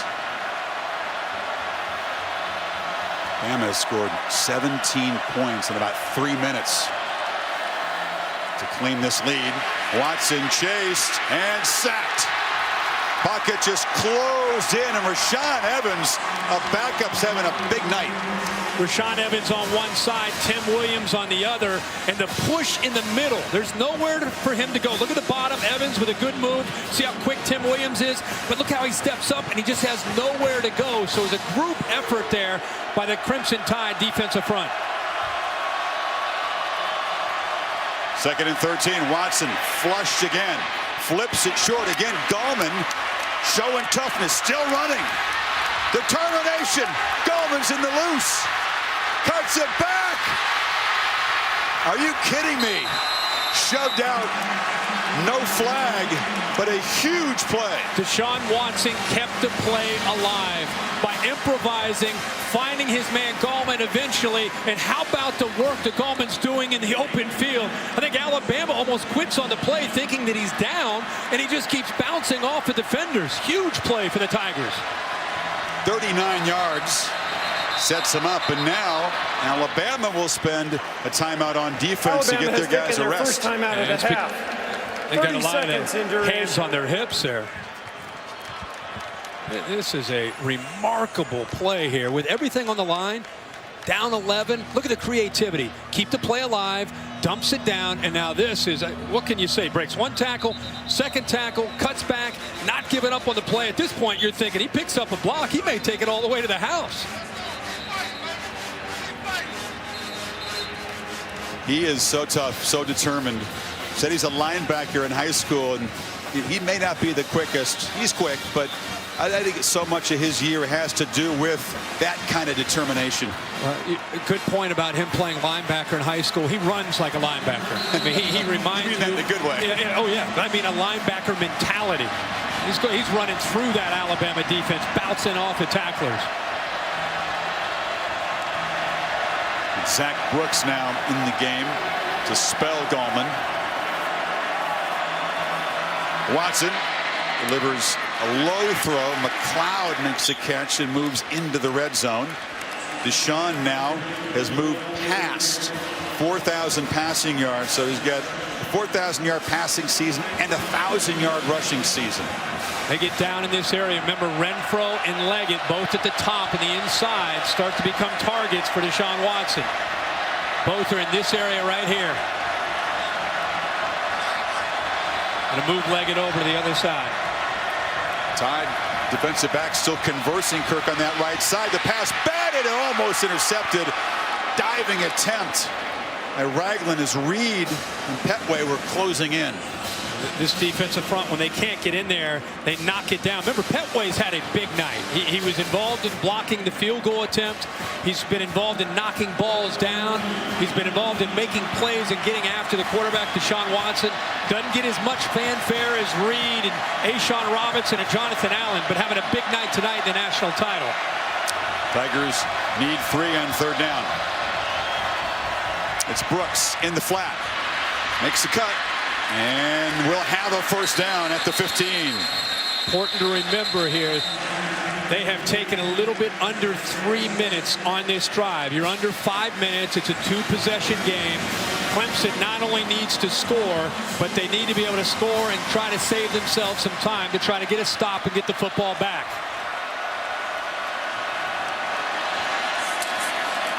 Watson, a dart, Scott scores!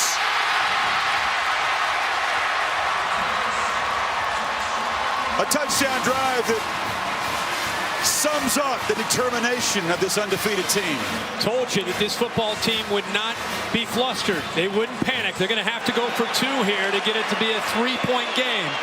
Give themselves a chance at a field goal if they can convert here. But outside leverage, an easy throw that time for Watson to his target, Scott. It's been a quiet night for Artavis Scott. He's been waiting to make a big play. That was a huge one. They have not tried a 2-point conversion all season long, by the way. Watson is flushed, chased, and cannot get there. Lost the ball as he was shoved out of bounds. Big Jaron Reed was chasing him, and the lead is still 5. Go back to this touchdown. Because of the tempo, because of the success, they had Alabama reeling. He knows exactly where he wants to go with the ball. Instead of the inside to Renfro, he works the outside to Scott. Cyrus Jones had a big cushion, gave him plenty of room, did not disrupt the timing between the quarterback and the receiver, made it pretty easy. There's some big bodies chasing the quarterback, including a Reed who got there. What an athlete for a guy that size, huh?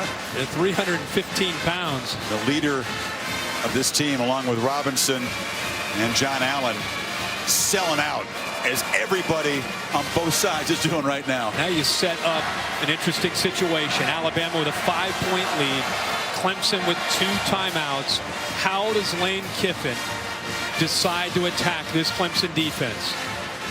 Is he conservative? Does he work clock? Does he put the ball into the hands of Jake Coker and try to make some plays on early downs throwing? Let's see how Lane Kiffin decides to attack. He told me today he's waited 10 years and a week at redemption in a national championship. You remember the stop on Lindale White against Texas. Reggie Bush not in the game that play, was he? He said he's waited 10 years and a week to have this opportunity to call plays again in a national championship. Tide are crowding the line. Press anticipating Hugel to onside kick it, but he boots it away. And that'll roll dead in the end zone. Well, the Ford GT postgame show is coming up. 4:40 to play. This Clemson defense that's given up a lot of big plays, but has been otherwise pretty sturdy, has to get Watson the ball back. Do they run the football with Watson, who's had a very quiet second half? 11 carries, 21 yards. See what Jake Coker can do here. I just want to see how Lane Kiffin decides to attack, whether it's conservative or aggressive. Clemson with 2 timeouts. How much does he trust his protection and his quarterback in this situation? About to find out.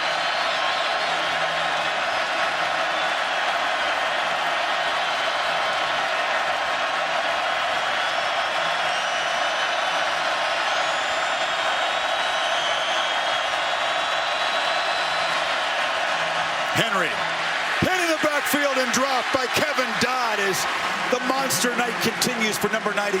Well, he is doing this again. 98 on the right side. Watch him work again, and able to get off of Dominique Alexander, or Dominique Jackson rather. Chris, that's his 5th tackle for a loss today. Just such quickness. Does a good job of using his hands. And Jackson has had a rough night at that right tackle spot up against Kevin Dodd. I don't think any defender has been better in the postseason than Dodd. A monster Orange Bowl and an even bigger game tonight. So now a timeout taken by Coker. Play clock was winding down at 2nd and 13. What does Kiffin do here? Can he call in a phoner and see if he can get some help? I mean, that is a very, very tough question right now, because on one hand you want to work clock. You want to do everything you can to try to work the clock down, force Clemson to use timeouts. And then on the other hand, you want to try to maybe find a pass that you feel really comfortable with Jay Coker, where you can do maybe some misdirection. We've seen some boots and nakeds where they roll them out away from a potential sack. So this is the biggest call of the night for Lane Kiffin. You talked about Lane Kiffin. Many eyebrows are raised and comments made when Saban hired Kiffin, who had, of course, been fired at USC. We wonder, could these two work together? They have for a couple of years, but now he's waited 10 years, Kirk. This is a big moment for him and for his quarterback. They flip it to Howard, and the big man gets the edge and gets trembling again. O.J. Howard tight roping and shoved out inside the 20. Pardon the pun, but Howard has been the rock tonight for Bama. Mackenzie Alexander not being in this game. Baker misses the tackle right there. He gets out leveraged, doesn't get to the outside and force Howard back in where the rest of the Clemson defense would have had a chance. Does not make the tackle in the open field. That's the first time since Mackenzie Alexander has gone out of the game that Alabama's been able to take advantage of Adrian Baker, and it was at the most crucial moment in the game. We just talked about the play call for Lane Kiffin, and they take advantage of it. Now they feed Henry, and this Clemson defense, after a deflating huge gains, got to dig really deep. Howard, meanwhile, has been targeted 5 times, caught 5 balls for 208 yards and 2 touchdowns. For Alabama, they're thinking obviously touchdown to potentially put the game away. Clemson now at 3:20, 2 timeouts remaining. They're thinking about, you've got to force the field goal, keep it in a 1-possession game, and give Deshaun Watson a chance, down 8, with a chance to score a touchdown and get a 2-point conversion to get it to overtime. Tide will work every bit of that play clock. Coker up under center. Henry makes a cut and muscles down near the 6. It'll be 3rd down. The better runs in the second half for Derrick Henry. Gives him a very good chance. They've been pretty effective tonight on 3rd and short. Clemson all year has been a very good 3rd and short defense. The stops they've made to put themselves in position to win a championship tonight. Need another one right here. Think about all the work they put in here tonight. 4 quarters of leaving everything out there, and we come down to a 3rd and 3.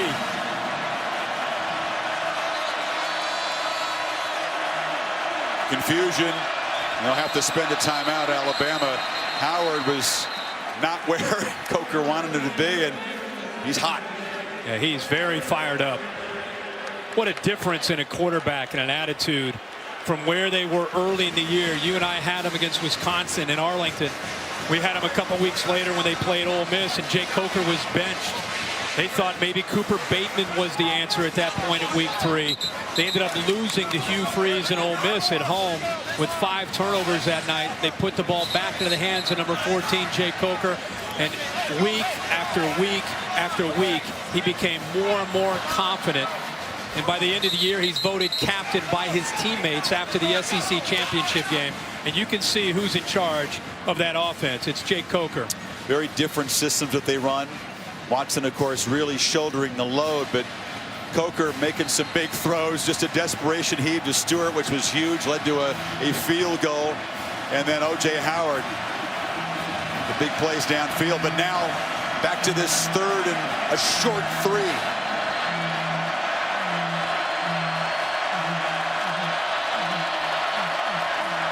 Bootleg.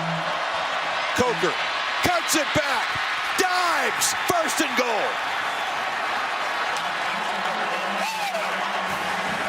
How fitting on a play with a season, the championship on the line, that Coker has to dive and scramble for a 1st down. That's how he won his job back. Nick Saban's talked about he won his team by how he competed. He won them over.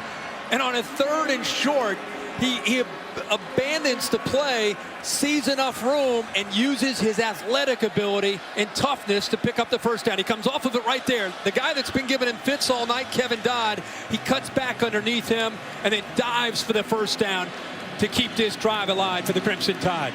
Great point. It's been Dodd getting the better of Coker, hitting him hard all night on this key play. Gotcha, big fella. And you don't, interesting play call, because you don't feed the Heisman Trophy winner. All those orange jerseys were flowing that way, but he still had to beat a man to make the first down. Give Clemson credit. They were in position. They took away his options, but that's where the athletic ability of the big fella at 6'5", 232 pounds comes into play. But they're not into the end zone yet. Clemson still has the one timeout. Look who Bama's got in the game, Kirk. Again, the two big stud All-American defensive linemen, Jaron Reed and Ashawn Robinson, who paved the way for Henry's touchdown run of the first half, are back in there. And they'll probably go behind the All-American Cam Robinson, along with the big two defensive linemen on the left side. Henry dives again short. That might actually be good for Alabama because they can use more clock. Clemson just with that one timeout remaining. Dabo Swinney electing to let the clock continue to move, hold on to that last timeout. They won't have to snap this play, Kirk, till a little bit more than a minute and a half in the game. Yep.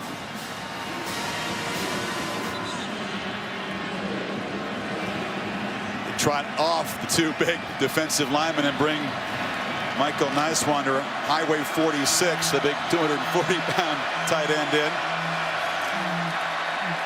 Sneak. No signal. Coker stopped short. But again, the clock will continue to tick down. Officials are going to confer here. It's tough to see where the football is before he goes down. I don't think he got across. And I don't think any of the officials felt real comfortable in making the call there. I don't know if anybody had a real good view. He just gets lost in a sea of humanity.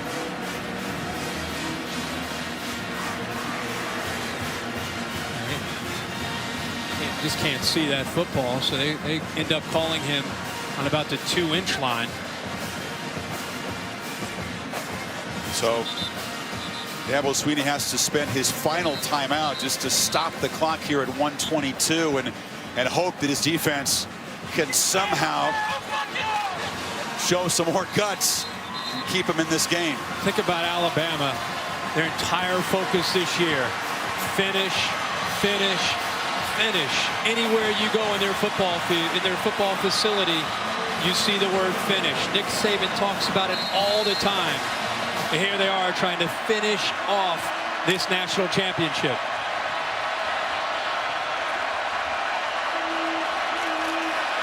Henry. No! Stuffed. Stopped by Clemson. Remember, Clemson cannot stop the clock.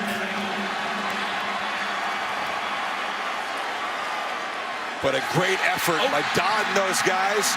Now they call it a touchdown. So a very delayed signal. And Alabama may have just finished business in the national title game. This is on the field. Runners broke the play to go. I'm trying to see where. He's still spinning. Did he reach across there? Boulware's grabbing for the ball as Henry tries to extend it across. Just has to get the front of that white line. I'm trying to see why they had a delayed call here.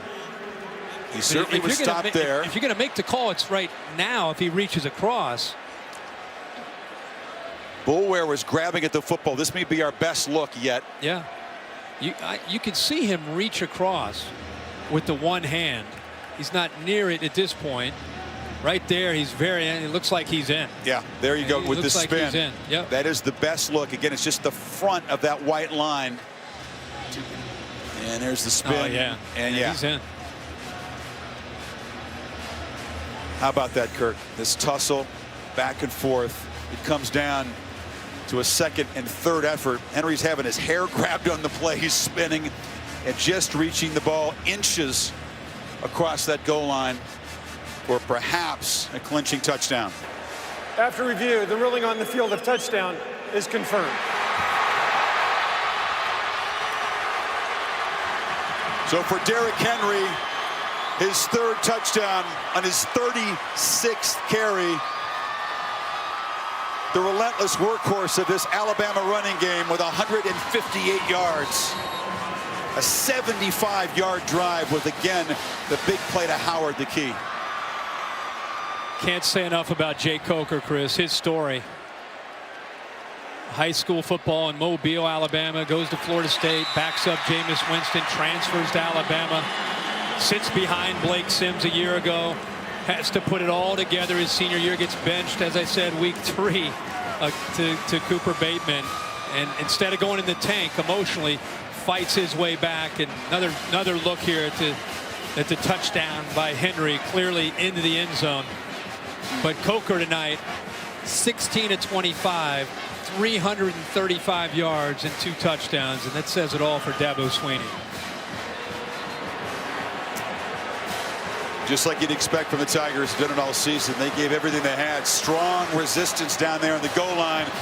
But number 2 just a little too strong to stop at the end. And Coker, it doesn't always look pretty with him. He had a shaky first half. Nick was upset with him for not being more decisive, but boy, he responded after halftime, and some terrific play calls, as you pointed out, by Kiffin. Absolutely. They found their rhythm, and they were also at crucial moments in the game. I mean, potentially game-swinging moments. Special teams also played a big part tonight in this game. Right, Griffith, who had that crucial, perfectly executed little pooch kick, drops this one short, and it's brought across the 30-yard line there by Mylan Richard, a tight end. So now the deficit is 12, minute 2, no timeouts, and the Tigers need a miracle. Bama very susceptible to big pass plays this season. They've been burned a lot, giving up the second most 20-plus yard completions in the SEC, but you'd have to think that Kirby Smart and Nick Saban will drop way back here. Yeah.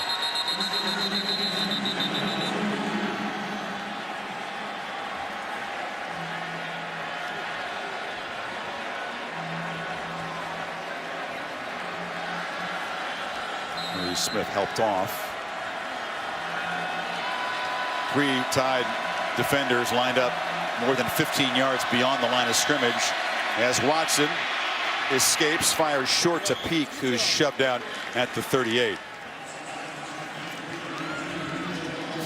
Trying to become the first team in the modern era to get to 15-0. And boy, they had the lead, and that streak that Dabo Swinney was so proud of, 51 straight victories when leading after 3. Outscored 24-9 in the 4th quarter. Watson fires over the middle, and the catch is made inside the 35-yard line. It's Peak again. And Deshaun Watson, don't tell him the game's over. He's not going to stop. He's not going to stop competing. Big throw there to Peak, deep now in Alabama territory. They're trying to get points on the board. Watson just dumped it off the back of Brooks, who wasn't looking, just before he got hit by big Jonathan Allen.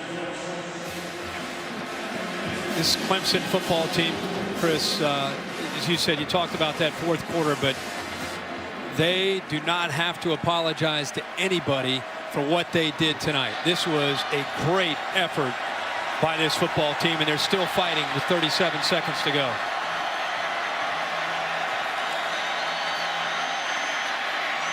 Peak has come alive late, does the smart thing and stretches the ball out of bounds to stop the clock with 31 seconds to go. Yeah, great effort there to get the ball out of bounds.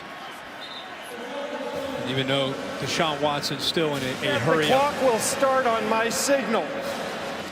So they called him down inbounds here. I guess they said the knee was down before he reached the ball out. So the clock does start. Watson eating up time and has to throw it away, but that was costly, down to 17 seconds. The touchdown, an onside kick, and then a Hail Mary. Yeah, Alabama's taking everything away downfield. They're willing to give Deshaun Watson some yards, but nothing downfield. And Derrick Henry, it looks like O.J. Howard with the. You're getting the bucket ready for Nick Saban, but he's no mood yet. Not with 17 seconds to go.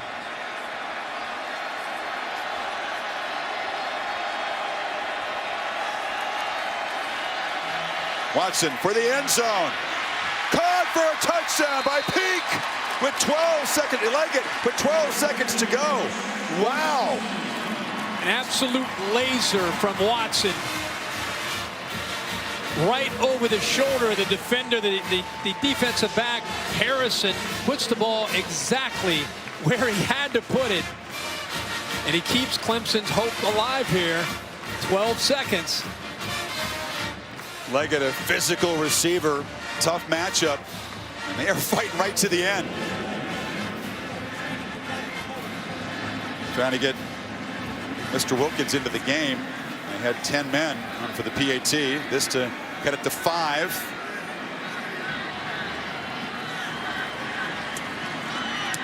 And then Hugo will be called on perhaps for an onside kick here, unless they employ some two-kicker trickery. Yeah, this is a heck of a throw by Watson. Ball that he has thrown throughout his career well. Between two safeties, you've got to put it on a line because the safeties can collapse on top of your target, Leggett.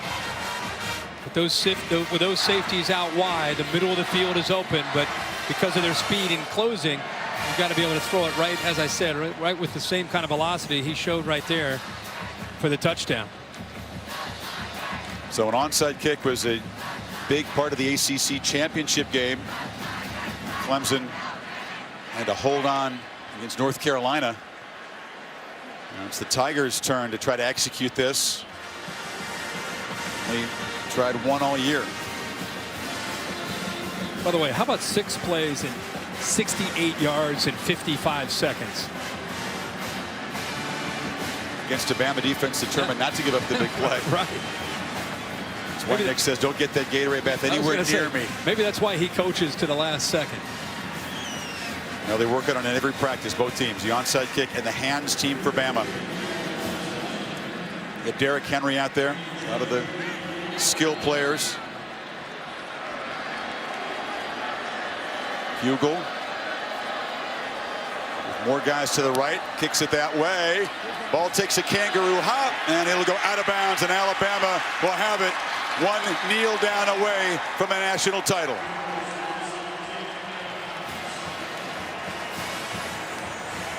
He got what he wanted, the big hop, but it was a little too high at the end. Yeah, it just came a little bit late. And just the bounce of the ball, you just never know. UC Stewart goes up, he's out of bounds.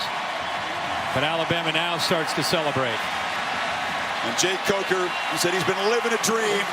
Will step out for victory formation, kneel down, and will be a national champion quarterback after waiting his whole life to show what he can do as a starter. Again, been through so much.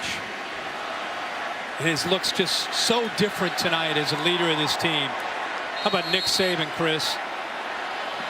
Finally, oh yeah, boy, I got him. Some Crimson Gatorade. He did a good job. 4th championship in Tuscaloosa, 5th if you include the championship at LSU. Put him up there with the all-time greats. Alabama back on top of the college football world. Another building block in this dynasty. In the desert tonight, a very famous hero, a man who's waited a long time to seize center stage, O.J. Howard. Reggie Ragland in that defense had to work hard to stop the brilliance of Deshaun Watson. Two buddies who became friends in New York at the Heisman ceremony, Watson and Henry.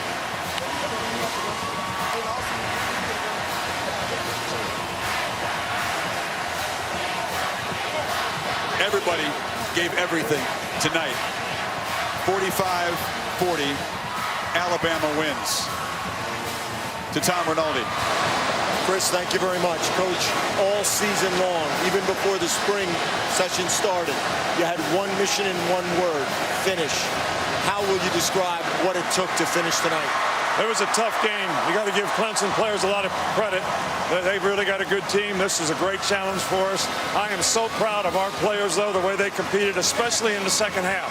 We didn't seem to have the juice like we had against Michigan State, but they fought and battled and battled. And obviously we didn't play great on defense in the end, but You know, the onside kick was huge. It was a great kick by Griff. I think that changed the momentum of the game, and our guys finished it. You talked about the kick by Griff. You often say sometimes it's a play, one play that makes the difference. What inspired the call at that time? Well, you know, we weren't playing very well on defense. It was a tie game. I thought we needed to do something that was going to change the momentum of the game, and that certainly did. But then the kickoff return was big, too, so special teams really did it for us. You got number 2 behind you, but you also got O.J. Howard right here, who hadn't scored a touchdown since 2013. What did you see in the game plan that uncorked that performance? Well, you know, we've been trying to get the ball to him more and more and more, and he certainly made some big plays tonight, and he's a great player for us and a weapon for us on offense. How do you describe what this group achieved? Well, you know, I've always said this is my, I hate to say favorite team, but because I love them all. But these guys have come so far and done so much. You know, their will, their spirit, you know, to compete and do things they needed to do to be the kind of team they could be. I'm so happy for the team. This is all about winning the game for them. You know, it's great for our fans. It's great for the state of Alabama. But I wanted to win this game for these guys, man. They've done a great job for us this year. Finally, after the semifinal, we asked, could we get a smile? How about now? You got it, baby. You got it. Chris. He's told us several times how much he loves this football team, this group of leaders, and it is a 5th national title for Saban, a 4th at Alabama in the last 7 years. That's what Frank Leahy did, wartime football at Notre Dame, and now just one short of Paul Bryant. The man is at the peak of his powers at age 64. Back down to Heather Cox, Kurt. Chris, thanks so much. Jake Coker, congratulations. You grew up dreaming of being a quarterback for Alabama. How surreal is it to now not only be the starting quarterback, but to be the national championship winning quarterback for Bama? I mean, that's hard to explain. There's nothing else I'd ever, you know, there's something I've dreamed of since I was little, and just the fact we've been able to, this team's overcome all the stuff we've overcome, and just get here and do it. It's awesome, man. I can't say enough about it. Before the game, Coach said that you deserve to be here, but you're entitled to nothing. How did that motivate you guys throughout this game?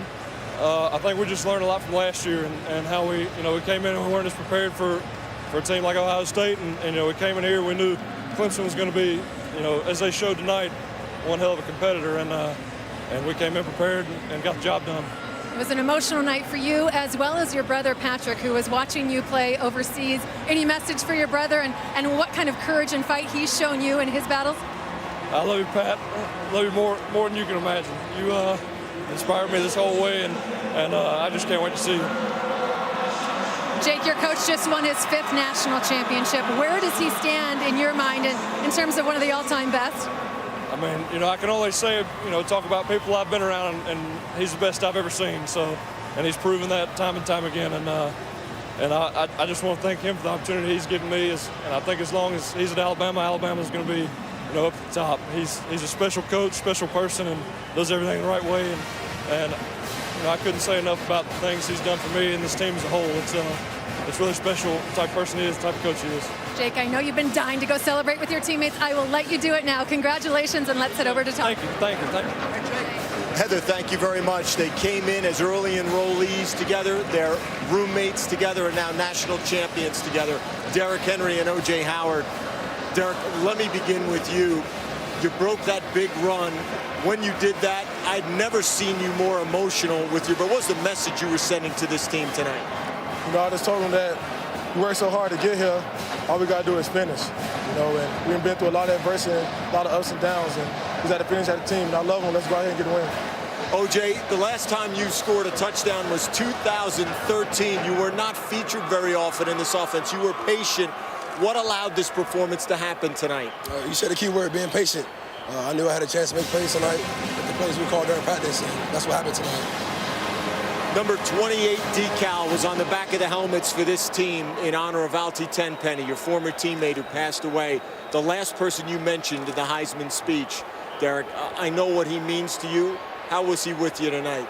He was with us every step of the way. You know, I talked to him for the game and told him to watch over us and be with us, and I'm sure he was. And that's how we got the victory. But, you know what I'm saying, we've been having him on our heart this whole season since we found out, and, you know, we love him. Finally, we see a certain version of Coach Saban all the time, O.J. What's the version of Coach Saban that we're going to see here having won a national title, you think, in that locker room? Man, he's going to be excited for us. He's going to be dancing. We're going to have a good time for the rest of the night, man. Congratulations, national champions. Thank you. Appreciate it. Thank you, Tom. Thanks, guys. All right, Tom, thank you. So, Derrick Henry able to do what Mark Ingram did 6 years ago, win a Heisman Trophy, and follow it with a championship. It's been something very rare for a Heisman running back to do that. Tony Dorsett was able to do it. We've seen some quarterbacks do it. But Henry, once again, in the postseason, sharing the credit with teammates. And you do feel good for Derek Howard. Had one of the best games a tight end could ever hope for. Set an Alabama record for receiving yards. So many contributors. Kenyon Drake, we talked about his hard road to get here with the kickoff return that really helped seal the deal. Well, just a game that you hope for. I mean, you get to the championship game, you hope that both teams play their best. Can't say enough about Clemson and the effort that they put forth tonight. Shaq Lawson playing with everything that he had to just be on the field. What more can be said about Deshaun Watson and his performance? But tonight's about the Crimson Tide. They made the plays when they had to. Their coach was willing to take a risk, kind of out of character for him. Usually you would think Dabo Swinney with the onside kick changed the complexion of the game. And Jake Coker, I mean, when you go back and look at the 2015 National Championship year, you're going to look at a quarterback early in the year that was just trying to avoid mistakes to a quarterback by about the middle of the year, and especially at the end, that was in command. And he and Lane Kiffin deserve all the credit in the world for that. Just so happy for him, the emotion that he has in him of being an Alabama Crimson Tide quarterback who's been able to go out and win a national title. So many moments in this game which produced 85 points, the Capital One pivotal performance. Saban saying that he wasn't trusting his defense at that moment, needed a spark, so the onside kick, and then Howard gets free and a coverage bust, and then Kenyon Drake, the kickoff return all the way back, tight up and down the sidelines, diving and just reaching the pylon. But still, that wasn't enough to put away the Tigers. It took recovering an onside kick to do it. Now the Ford GT post-game show is coming up. Much more to talk about as the Crimson Tide claim a 4th national championship in the last 7 years. Go back right after this. Welcome to the Ford GT postgame. When our coverage closes, Scott Van Pelt pick things up with SportsCenter. Just to the pocket square, the tie, SVP ready to go. Looking good, my man. Lots to talk about. Big fella gonna post me up later. But first, we have the hardware to hand out, and for that, down to John Saunders.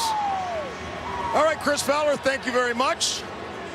And it's time to hand out the championship trophy. We first should say congratulations to the Clemson Tigers on a tremendous season and a very hard-fought game.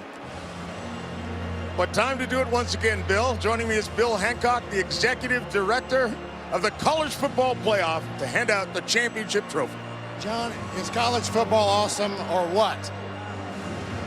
On behalf of the conferences and schools that manage the College Football Playoff, I do want to congratulate both of these teams for a great effort tonight and all during this most compelling regular season. And now it's my pleasure and honor to present the National Championship Trophy to Coach Nick Saban and the Alabama Crimson Tide.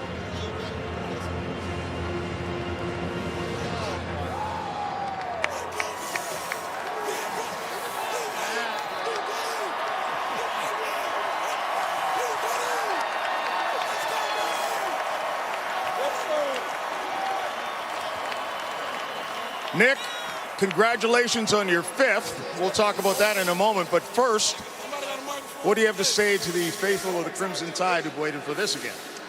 Well, you know, this is all about this team and the players on this team. There weren't very many people early in the season that thought this team could do it. And this team made a tremendous commitment to one another and did it together. And I've never been prouder of a group of young guys than I am. And that's why I'm so happy for these players. It's interesting because after the loss to Ole Miss, and you guys turned the ball over a bunch in that game, and you might have won that one, but after the loss, what did you have to say to the group to get them to make a charge like this? How do you respond to a loss? You know, you got to have character to overcome adversity, and everybody's going to have to buy in and do things exactly like we need to do them to be a better team. And every one of these guys did it, and that's why we're here now. It took a little something extra. I was standing on the sidelines with Urban Meyer, and he talked about what is your commitment to win. What's the commitment of this group of guys? Well, they have tremendous passion for each other, for the game, and we've got a lot of great competitors on this team, and the leadership on this team has been fabulous. So I've never been prouder of a bunch of guys. I mean, they've just overcome so much to get here. We didn't play our best game tonight, but they did what they had to do to win, and I'm smiling. What does it say about a team that's as dominant as you guys are on defense, that has an offense with a running back like Derrick Henry that can explode like that, and special teams may have been the difference? I think special teams may have been the difference in this game. The onside kick and the kickoff return for a touchdown sort of changed the momentum of the game. And, you know, but we made some big explosive plays on offense. We got them stopped a few times when we needed to on defense. So it's a great team win, and I'm proud of all of them. I had a chance to chat with your better half, Terry, when she took the podium here, and she said, boy, it's more fun like this in a close game. Do you feel the same way as you walk off with your 5th championship? No, I think I aged a little bit tonight. But, you know, what I want to say to all of our fans and all of our players, which I said at our banquet this year, is I thank them for all that they've done to make this team what they could be. But I say there's an IOU that goes with everything. Thank you. And I owe them so much for their great effort in terms of what they did. And we owe them our best. We try to give them our best as coaches, and they've responded like champions that they are. So we're excited for them. As I ask you one final question, and that would be, as I mentioned, 5 championships for Alabama, and try to pick one that is better. Is it all about what the team has given you when you try to decide what separates this from the other 4? Well, you know, look, this is all about these players on this team, and none of those other championships really were anything that I ever thought about other than what can we do to help this team be successful. And I'm so pleased and proud of it. I haven't even thought about the rest of it, so I'm just happy for this bunch of guys to do what they did tonight against Clemson. Nick, congratulations again.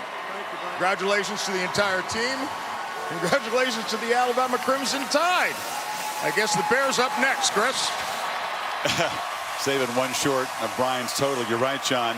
But Saban wants to focus on this team. And any team that raises the trophy, Kirk, has to pass tests, clear hurdles along the way. And for this group of guys that really self-destructed at home back in September, regrouped after the loss to Ole Miss, it's been must-win mode every week since then. And they played excellent football in the postseason. The kicker born in Poland, the beautifully executed little pooch kick, the shock play that put them in position. And then O.J. Howard, the patient senior, responding with a night he'll never forget. Yeah, he had opportunities to make big plays. It was a group effort, as Nick Saban said. Offense, defense, special teams right here. Maybe the biggest play of the game. Kenyon Drake's able to get to the edge, and once he does, he's got the speed to outrun everybody to get it into the end zone. Tight ropes to sideline and into the end zone for the touchdown. Henry ran for 158 yards, but it really was the final few inches of his evening that proved the difference. This was a touchdown Bama needed because Clemson wouldn't quit, just reaching and busting the plane by several inches. And Saban doused for the 5th time as a national champion, the 4th here at Alabama. Nothing but respect. Jay Coker just collapsing, emotional. I think it all hit him right there, Chris. Sure did. But respect between the 2 offensive stars in this game tonight, who ran 1st and 3rd in the Heisman voting. Deshaun Watson did everything he possibly could. Clemson comes up 5 points short. Title number 5 for Saban. Much more coming up from Glendale. The Ford GT postgame is brought to you by Ford. We go further so you can.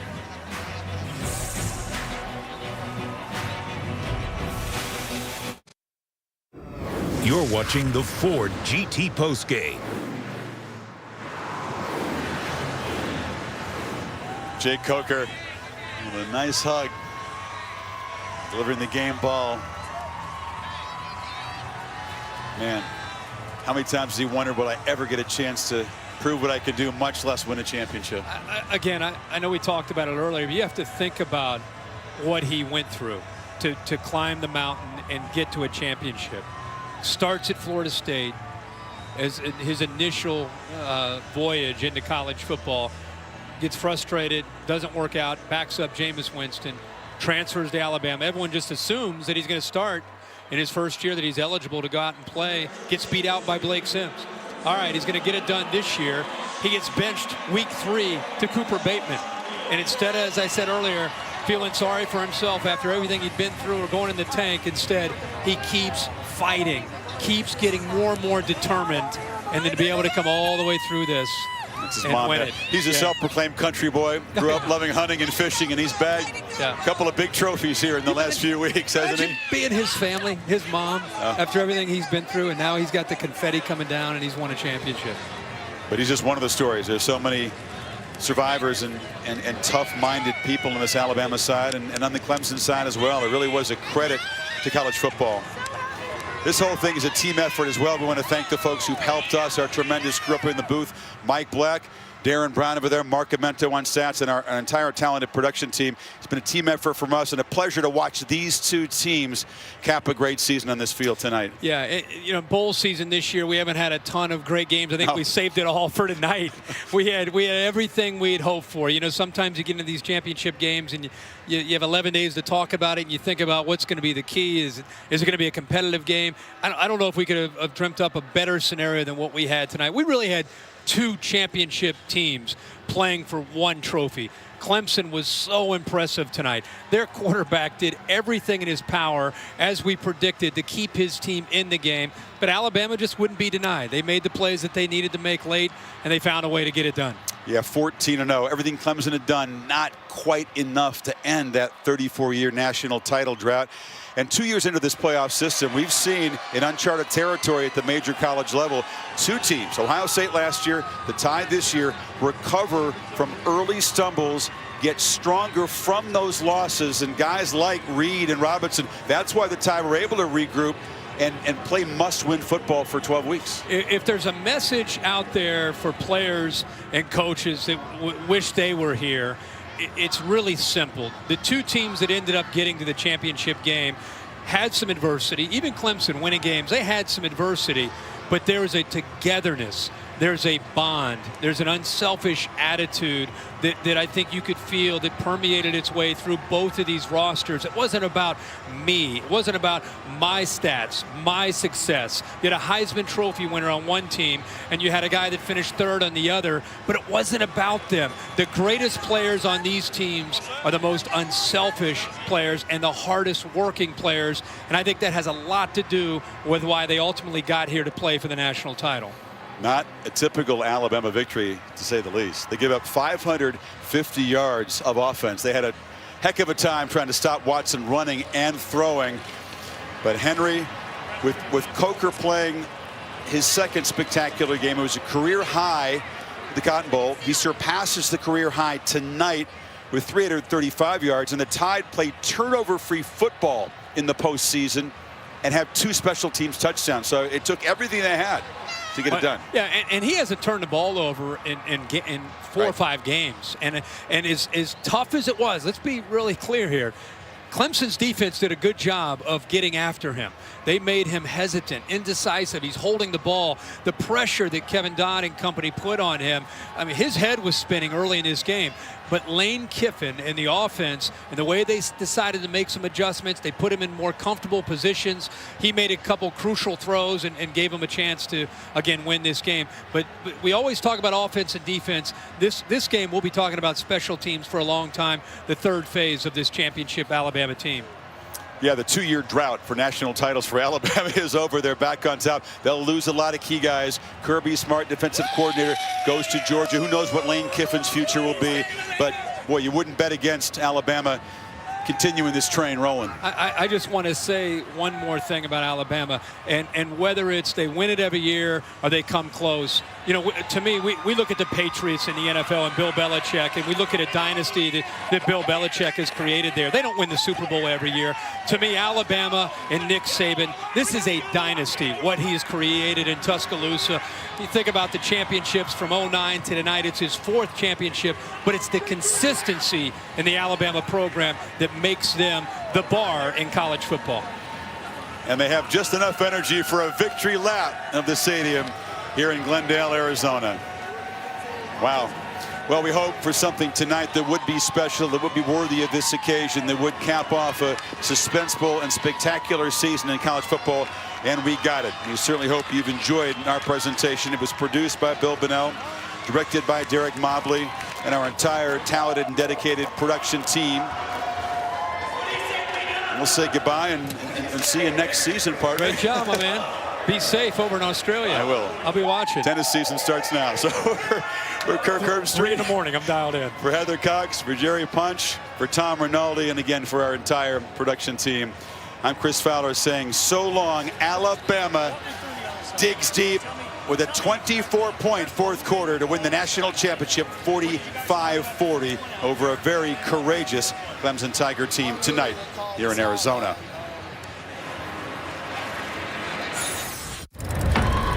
We've got the best afternoon and evening the college football season has to offer. The Spartans are big underdogs tonight against Crimson Tide. Here come the Clemson Tigers. Here come the Sooners. This is it, going in, time to show them what we're made of. They are going to fake it and the throw's complete. Here comes a play. And Alabama strikes first. Touchdown, Oklahoma. Takes a shot. Picked off.